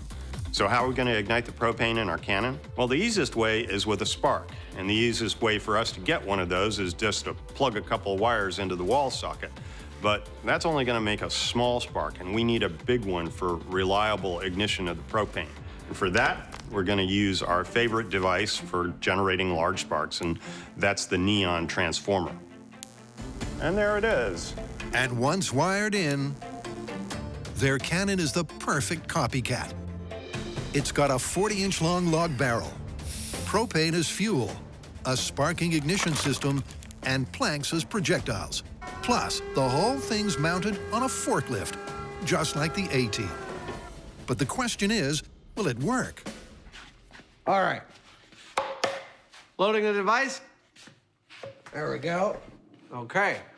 Device is loaded. For test 1, 1,000, 2, 1,000, 3, 1,000. they're giving it some gas. 5 seconds worth of propane. Ignition in. 3, 2, 1, go. Nothing. Nothing. Give it another 5 seconds. Put a cigar in just makes everything you say sound a little more authoritative. Get those trucks out of there. Move those people over there. I'll put those oranges in my summer house. Stuff like that. 3, 2, 1. Nothing. Nothing? Well, that's weird. I would expect at least something. Figuring the sparker may have failed, Adam goes in for a closer look. Okay. Sparking now. Oh! That actually blew my hand. So there was enough residual gas. That tells me we need very, very, very little gas. Okay. All right, we started up by adding way, way, way too much propane to this. Now, you might think, oh, the more propane, the better, but it's not that way. Propane isn't flammable in and of itself. It's flammable when it's mixed with air or oxygen. And you have to get the correct mix or stoichiometry in order to get that ignition or that pop that's actually gonna send this out towards the bad guys. So for test 2, the guys used just 1 second of gas. And 3, 2, 1, fire. Hey! That was a pop. It was. Ammo did not move even the tiniest bit, not even remotely. well, there was fire in the hole. But so far, a viable weapon this ain't. I gotta say, it's not looking so good. I mean, we've replicated everything that we saw in the clip, and we are getting ignition. It's just not as energetic as it showed in the clip. We're gonna have to do something else. With the guys stumped, this A-team is gonna need a plan B.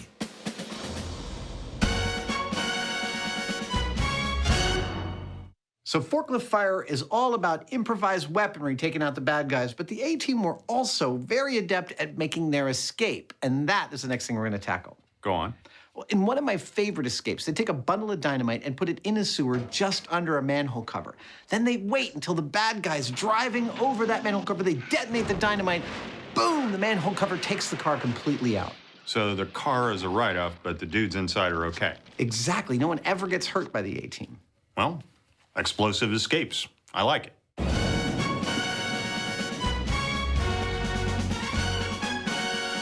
The myth is that by placing the dynamite just inside the drain, the A-team could evade the villains without injuring them.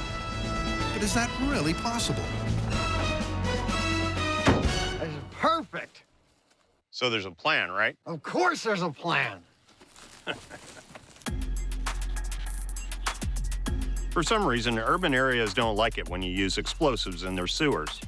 So, in lieu of that, we've come to our favorite place in California where we can blow large things up and even dig holes in the ground, Ione, California. Thanks to its remote location, Ione is the perfect place for some manhole mayhem. But the digging will come later. Now, obviously, since the A-Team placed their sticks of dynamite inside a sewer, we are going to do the exact same thing. Perfect! Nice ride. But it raises the question, why would they go to the trouble? I mean, what's the difference between it on the ground and in the sewer? And this leads to the A-Team's MO, which is they don't ever want to kill the bad guys. They just want to neutralize them as a threat. So in order to test whether or not their method is truly non-lethal, we're going to need a control. That is, 9 sticks of dynamite, just like the clip, placed on the ground with this car placed right on top of it. Find out what happens to the driver of the car when we blow that up. My prediction, it's not going to be pretty. So with the car from the clip, the guys are green lighting a control test. What's next? Buster. Will a dynamite detonation outside a sewer cause casualties where an internal one would not? We want to find out whether our driver would have survived this blast, and if so, whether he was injured or not, and how badly. To do that, we're going to be putting sensors on his head, there we go, on his waist, and near his feet. And these sensors can record events down to the microsecond, which will tell us exactly what went on. Buster may be wired in the hot seat, Just remember, little buddy, this is going to hurt you a lot more than it hurts me. but he's not the only data device. Now, another reason the A-Team might have placed their explosives inside the manhole cover is to protect any innocent bystanders standing around. And that is a reasonable assumption that we would like to test, and that's what these figures are for. We've placed these 2 half-inch plywood cutouts at 15 feet and 10 feet from the blast to see how much damage they sustain in the control versus the actual experiment. And of course, on MythBusters, innocent bystander is just another term for shrapnel catcher. With the plan coming together, It's okay, little buddy. next up is the explosive. For accuracy, we're using 9 sticks of nitroglycerin-based dynamite because that's what they used on the A-Team. Now, this is the first time we've used it because it's relatively unstable. It's shock sensitive, and that's bad. So we're going to take every precaution, and we're going to be safe. And speaking of being safe, that cigar, it's fake. Yes, made of chocolate. The guys are going that extra mile Say when. to make sure that everything matches the clip, Stop. with 2 exceptions. First, the control test has no sewer. And second, Also in the clip, the car is moving, and we are not doing that for 2 very good reasons. Number 1, it doesn't make any difference to the physics, but 2, and most importantly, we want to be able to compare our control blast against the blast when we dig the sewer and put the dynamite in there. And in order to compare those 2 exactly, we need the dynamite in the same spot on both blasts. And in order to guarantee that, well, we're just not moving the car. That is our plan. 9 sticks of dynamite is a pretty serious blast. Now, to put that in perspective, a hand grenade might have 1/5 of 1 stick of dynamite inside it. Now, granted, it's encased in metal, which is what causes most of the damage, but in our case, our dynamite is also actually sitting right next to a bunch of metal in the engine block. And that engine block may absorb some of the shock, but it may also turn into frag, which means that Buster might be sitting right next to the equivalent of a whole pile of grenades.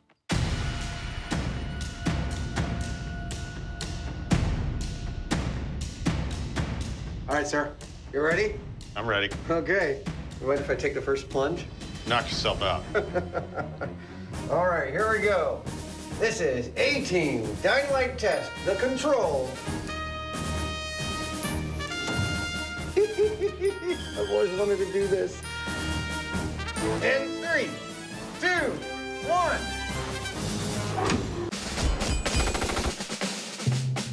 in the MythBusters A-Team special, These things taste terrible.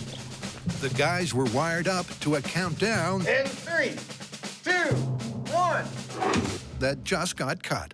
What happened to our countdown? We'll get right back to it, I promise. I just wanted to remind everybody that what we are testing is how lethal 9 sticks of dynamite detonated on the ground under a car are to both the driver of that car and to innocent bystanders on the street. That is our control test. Now, back to our regularly scheduled countdown. This is A-Team Dynamite Test, the control, in 3, 2, 1.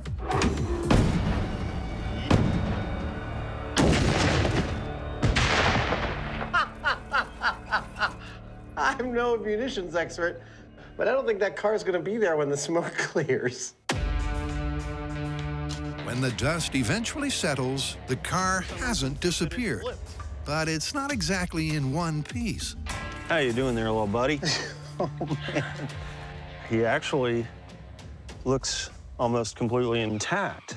Oh, wait a second. What? Hey, Adam, check this out. Oh!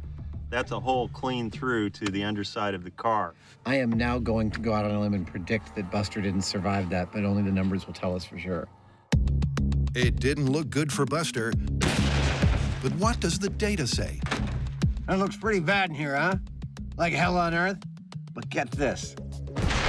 Buster actually survived that blast. I know! Don't get me wrong. He is not walking away from this blast. No, no, no. He's legless below the knees. He has permanent hearing damage, if not almost total hearing loss, and permanent lung damage. He's not walking away, but he's not dead either. Although Buster may live to see another day, his injuries are way too awful for the A-Team, and he's not alone. Upon careful looking again and again at this high speed, I'm noticing that the blast pressure wave, which normally would be coming upward and outward in a symmetrical bubble, is not doing that. Instead, it's starting out as two bubbles that are coming out underneath and to the side of the car, spreading out the energy coming off of this blast to the side. That energy to the side spells bad news for the bystanders. At this point, you might be wondering how our bystanders have been holding up, and I can tell you, our bystanders withstood a pressure wave of 90 psi, 90. That's lethal. They were dead. With death and destruction from shockwave and shrapnel, the control blast was catastrophic. But will going underground, as per the A-Team's technique, really make a difference?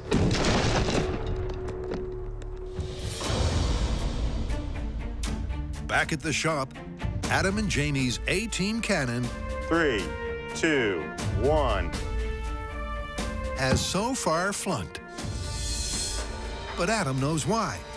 What makes something leave something, like ammo leaving a barrel, is pressure behind the ammo. What we've got is ammo where pressure can't build up because there's almost as much space around the ammo as there is ammo. That means the gas can get right by it. This is the correct size hole from the clip and the correct size ammo for the clip. But I don't think we're gonna get anything out of this. I think we need to build a little bit of a barrier behind this to create some corked pressure in there. So, Adam's altering the A-Team's design There we go. to up the pressure. Now, see that? Much less space. But will this now tight-fitting torpedo go ballistic? Firing in 3, 2, 1. Yeah! Boy, I'm glad I wasn't standing in front of that thing. It's another flat-out failure that bears no resemblance to the clip. So to give the myth another lifeline, here's Jamie. Along with propane, they had a tank of oxygen, just like this one here. Now, oxygen is an aggressive oxidizer that I'm betting would make a far more energetic sort of a burn. So while we didn't see them use it, just for due diligence, we're gonna try it. Like Adam before him, Jamie's going off script. Smells like oxygen. No, it doesn't. It doesn't smell like anything. As this time, he adds pure oxygen to his propane party. No. And back goes the fuel line. 3, 2, 1.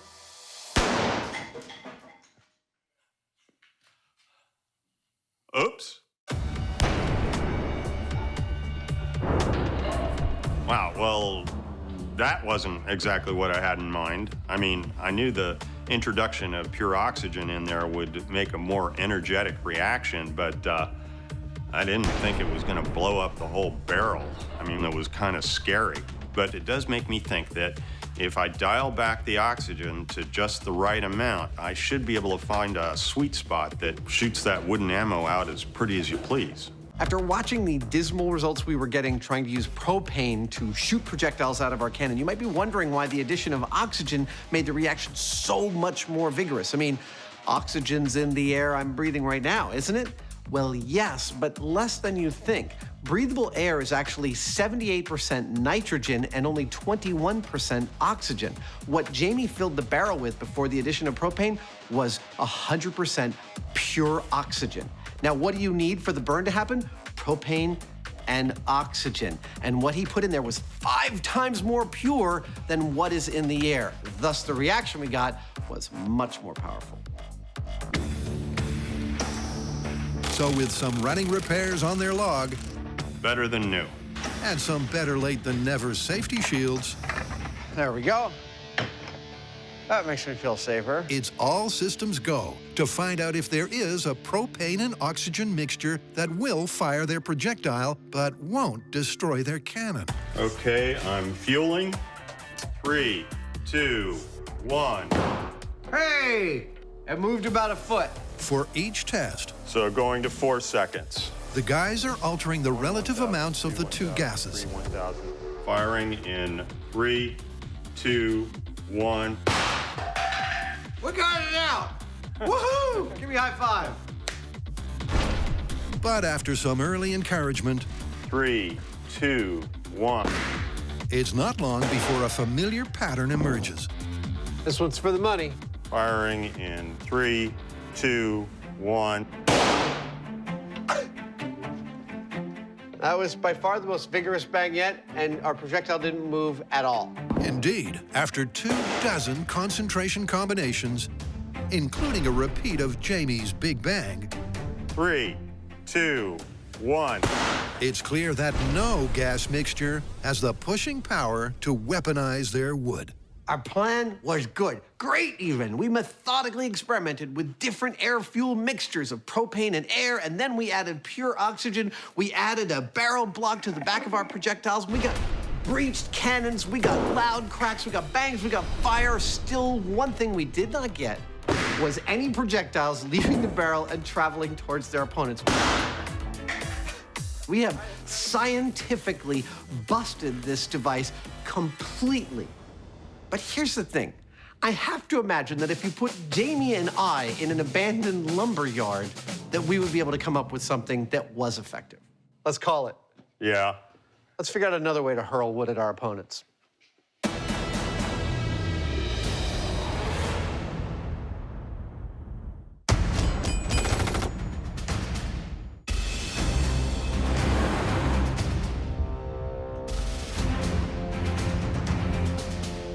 Welcome back.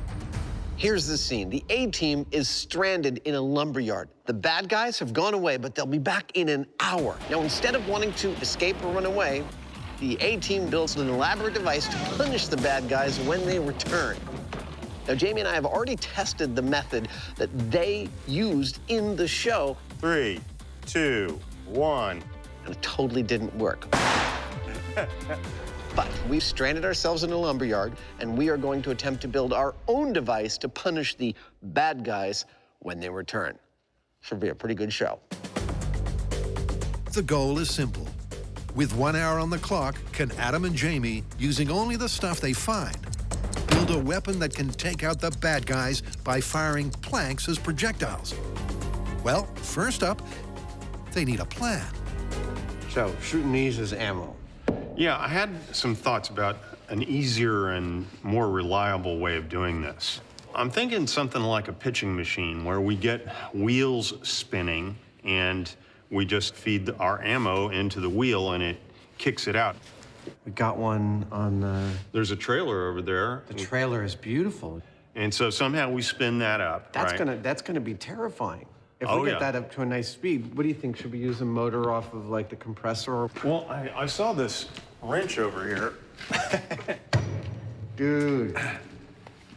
I think these suckers go like 5,000 RPM or something scary, which, you know, I mean... When you smile, it makes me nervous. All right, so I guess the first thing is to make sure that that thing can actually power that wheel at a speed we like. Then we'll figure out a way to make that structure aimable and shootable. Yeah. All right, I love this plan. Let's do it. It's a promising plan that gets better when the torque wrench does fit the wheel hub. But will it spin it up to speed? Okay, you ready? I'm ready, go for it.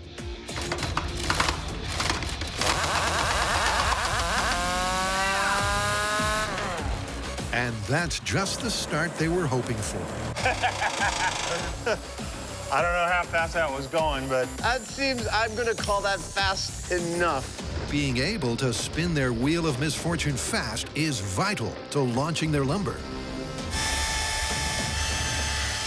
But will the rest of the plan come together so smoothly? In theory, this is like a pitching machine, but remember, we're doing this with lumber. We're using various tools that were not made for this kind of thing, and there are a lot of moving parts here. That's a lot of stuff that we have to integrate if it's going to actually work smoothly, which is the whole point of this. While Jamie gets on with integrating the flywheel, All right, do it. Adam's taking aim at the ammo, where he's trying to outgun the A-team by going semi-auto. Oh, this is gonna be awesome. I absolutely love and adore working like this. Seat of the pants, on the fly, figuring stuff out with what's in front of you. The solutions you come up with are weirdly elegant when those conditions arise. Yeah, baby. Wanna know how this works?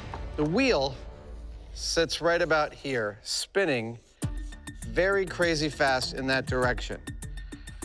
This ammo box sits right about here.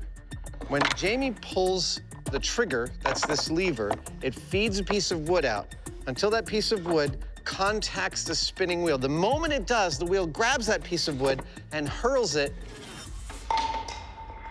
at one of our bad guys. Then Jamie pulls this back. You see all the ammo drops down, and he's ready for another one. Bang! I think we could fire like 15 shots in maybe 5 or 6 seconds with this thing. Rat-tat-tat-tat-tat-tat. Like Adam Hannibal Savage, Howling Mad Heineman is also making progress. There we go. He's aligned the wheel with the torque wrench and added some safety shielding. Angular momentum is enough at certain speeds to actually make this tire explode. That's why I built this structure this way, so as I'm behind it, firing it, I'll be protected by stuff in the event this actually takes off. This is gonna work killer. I hope so. With the bad guys less than 20 minutes away, there's no rest for the wicked. After building the firing mechanism, the next task for me is to build the aiming mechanism. And this is non-trivial because it's quite easy just to take a spinning disc and feed a piece of wood into it. It's another thing entirely to be able to aim that both side to side and up and down. That's great.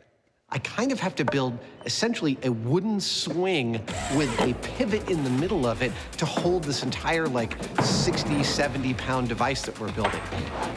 This should work beautifully. As a side note, I'd like to point out that we're putting all this together with some really quite basic tools. Love making stuff like this. You know, wood saws, some drills and screws and glue. Basically, we're using far less than what they showed in the actual A-Team episode. With time running out, That's it. Okay. the MythBusters attach the wheel to the aimer. Looking pretty good.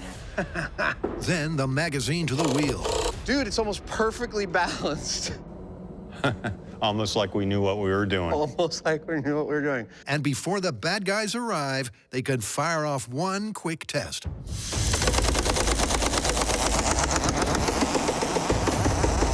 It's terrifying to stand here. Firing! 3, 2, 1!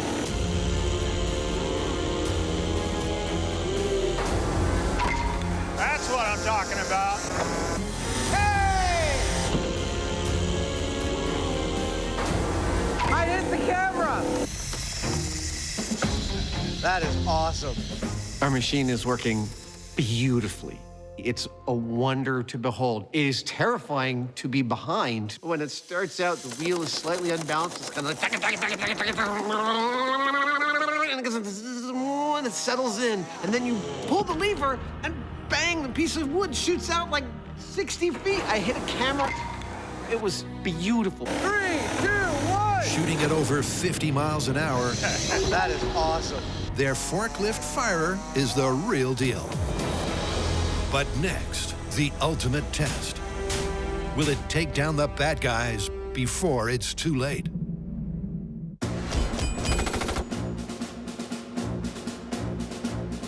Adam and Jamie escaped from a maximum security stockade to an abandoned quarry, This is perfect. where their above-ground control caused carnage.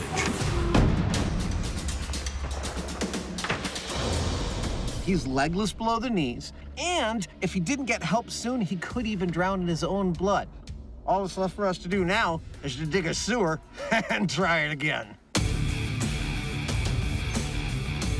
Yep, to put the A-Team's MO to the test. Next, the guys need a city sewer Nothing like digging a good trench.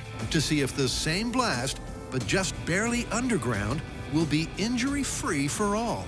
Next, we put trench plates across here.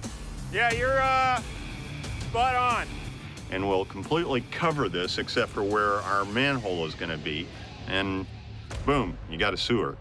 Believe it or not, this is actually the first time that we've ever used a trench plate for a trench. This kind of operation, it looks like fun, and it is also incredibly dangerous. Any one of these plates could shift just a half inch and take off one of Jamie's fingers without even noticing. Tilt up. That's it. And it is this kind of operation that the two of us excel at in working with each other, because in order to do it safely, you not only have to move carefully, but it's best if the two people doing its thoughts are identical. Like a well-oiled machine. And frankly, when Jamie and I are doing something like this, our brains are running on totally parallel tracks, and it's a sheer pleasure to do it. Oh, it looks beautiful. Yeah. Fabulous. I love it when a plan comes together. Oh, shut up. With the trench plates in place, the guys next man up their manhole. Hello. And after a quick sewer survey, Yeah. It looks great down here, man. Like a real sewer. And it's nice and cool. We should have lunch down there. That's a fabulous idea. the great backfill can begin. And that right there, that's a man in his element. As Jamie buries most, but not all, of their sewer system. At this point in the episode, you've probably entertained a few thoughts. Among them, things like, wow, Jamie's pretty good with the excavator. I wonder if he had help.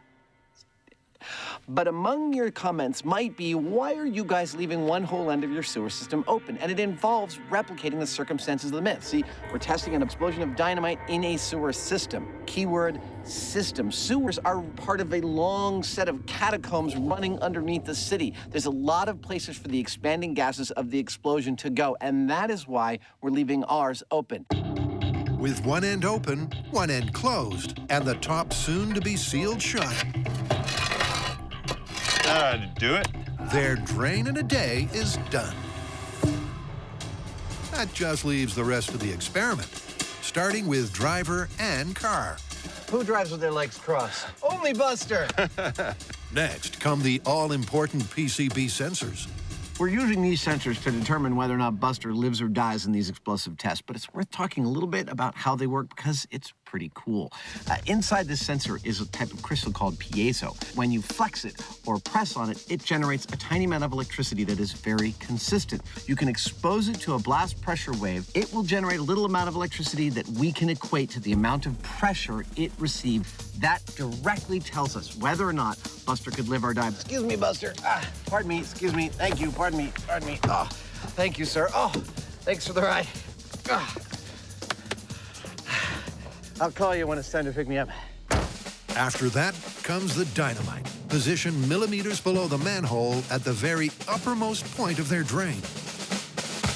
So this is exactly what we see them do in the clip. 9 sticks of dynamite off to the side a bit with the manhole cover on top of it. All right, here we go. 3, 2, 1.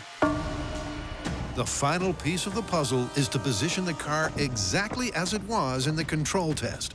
Keep coming, and a little more. Perfect. All that leaves is a prediction. Now, my impression is that the sewer is going to allow some of the blast pressure to escape down into that cavity. But then on the other hand, we have that manhole cover, which is most likely going to turn into fragments because it's cast iron and that's brittle. And that may well hold on to the energy somewhat and direct it upward into the car. Where that puts Buster, it's anybody's guess. That's what we're going to find out. Everything is pretty much in place. I'm standing on top of a sewer we built this afternoon. Underneath this manhole cover are 9 sticks of dynamite.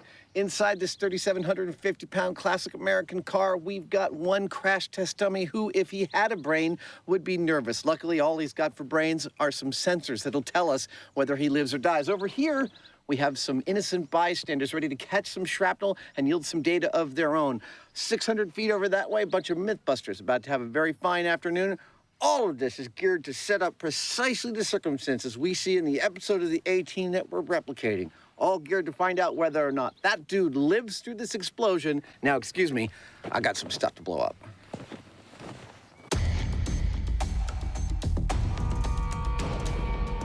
Are you ready? Yeah. All right, I'm gonna hook it up. There's 1, there's 2. Count it down. All right. Explosives in the manhole cover. In 3, 2, 1. Uh-oh. I think you didn't push it hard enough. Try it again. Really hard.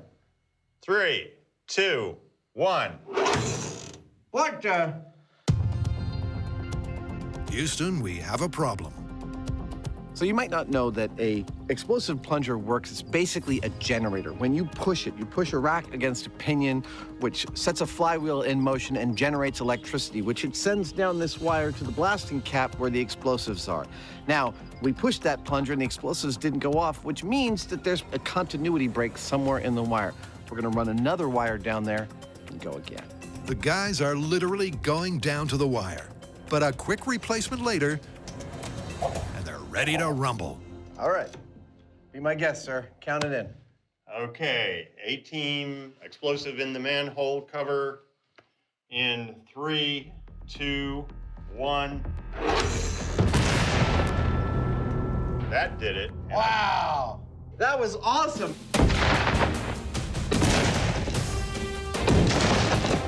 When the dust settles this time, it's clear that the car hasn't been torn apart. We have yet to crunch the data. We have yet to look at high speed, but on the face of what I witnessed and what I can see here, it held together better than I thought it would, that's for sure. I feel like that was a fantastic comparative set of explosions. Second explosion, the dynamite in the sewer, just as we saw in the A-Team, dented the oil pan of this car, but did not break through. It looks like it didn't actually penetrate, though. Wow.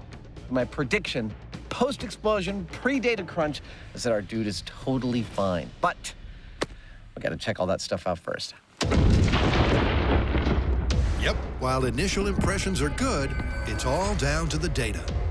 I've analyzed the data from the sewer-based explosion, and it's pretty interesting because the prior blast exposed Buster to 26 psi. This time, with the sewer, he only experienced 9 psi. That's less than half. And that means that as opposed to ending up in the hospital with some serious injuries, this time he would have walked away. A little unhappy and with some bruises, but he would have walked away. So, Buster's only bruised. How about the bystanders? Last time, a lethal 90 psi. This time, 11 psi. That's right! Isn't that cool? Not only is the blast survivable for the guy inside the car, it's also for the bystanders by the side of the road. I'm no doctor, but you might want to have that shoulder looked at. It's kind of weird. it's an astounding result. simply by placing the dynamite millimeters below their manhole, the shockwave takes out the car and the car alone. This is really cool. 95% of the time, what you see in movies and television has no bearing on actual physics. So it is very funny to me to delve into a cheesy 1980s action show that I totally grew up on and find that their physics are sound. That is, putting dynamite inside a manhole is a fine way of making a non-lethal explosion that will take out a car. So how do you want to call this one? Well, I think the A-Team's plan was an excellent plan. The difference between the above-ground blast and the sewer blast is patently obvious. That is a survivable explosion. This one, less so. I'd say it's plausible. Isn't that thing kind of getting disgusting by now? It's totally disgusting. It's like chewing on a little tobacco-soaked sock. It's gross.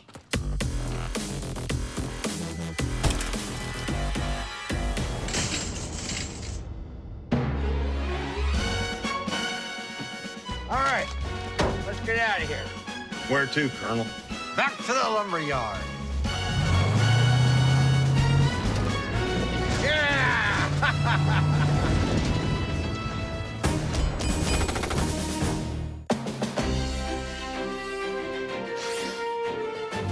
In an abandoned lumberyard, it's time to play ball. Because the MythBusters air-powered pitching machine 3, 2, 1! is firing on all cylinders. That is awesome. Isn't it?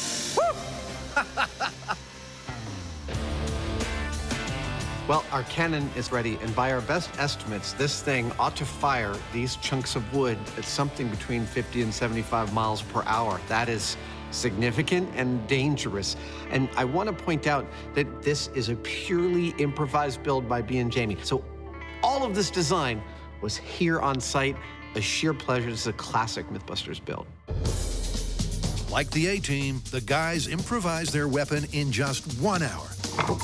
But will it be able to hurt the henchmen? Last one. Locked and loaded. Time to find out. What exactly are we testing? Well, in the clip, the guys spend about 1 minute and 10 seconds firing their wood weapon at the bad guys to drive them off. Hit it! Yep, let's do it. For us, given that we've busted the tree cannon approach entirely, we intend to test out our own firing mechanism, both in terms of accuracy, quickness to fire, and the time it takes to take out the bad guys. Outside the double doors, there are 7 bad guys, each ready to pop up just where they did in the A-Team scene. It's showtime. But can Jamie take them down in just 70 seconds? It's a perfect start. As Jamie takes out pop-ups 1 and 2 with shots straight to the head. And from there, well, let's roll an A-Team montage.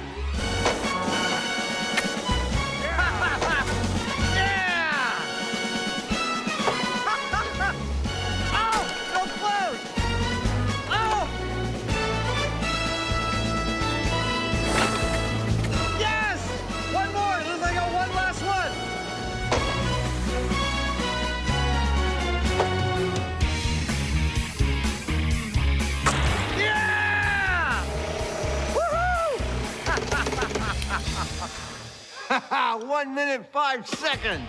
That was awesome. I love it when a plan comes together.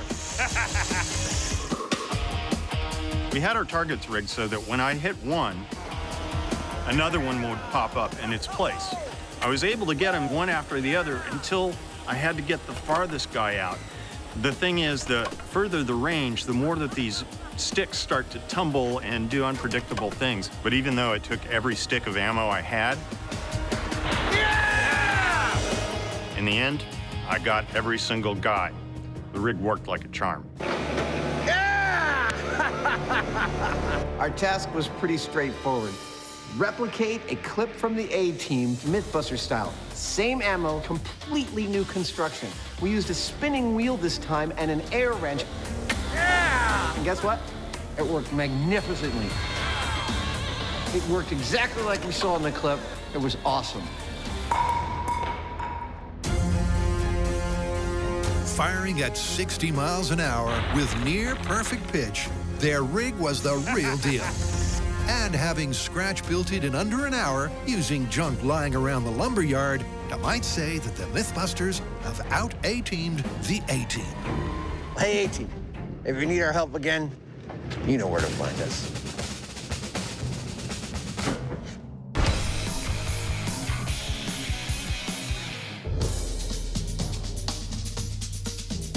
Right now, the guys can be found in Ione, 3, 2, 1. where their sewer salvo was a blast. A blast that vindicated the A-Team's MO. He would have walked away. Nice! That is awesome. You want to see the high speed? Yeah. But while the guys have called their conclusion based solely on survivability, the clip also had the car flipping up and over.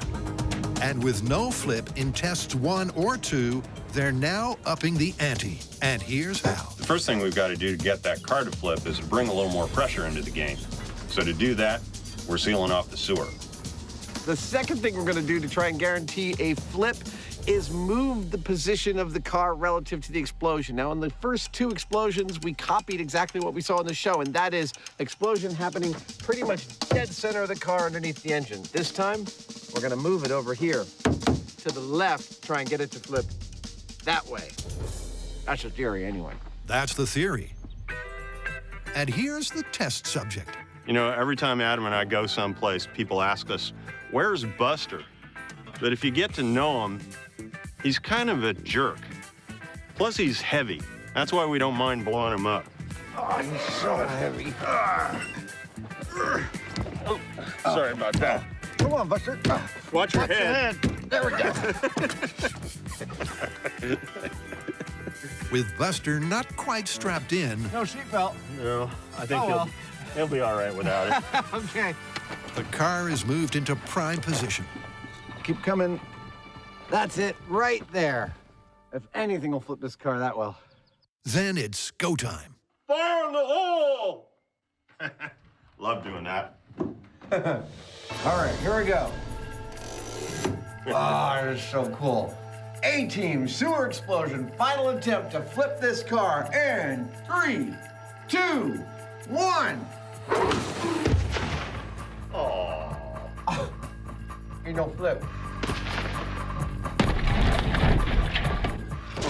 I know. Jamie's not happy. We have an unhappy Heineman on our hands. It's the barrel roll that never came. While the car did leap higher than ever, it didn't flip as per the clip. But as the A-Team would never say, failure is always an option.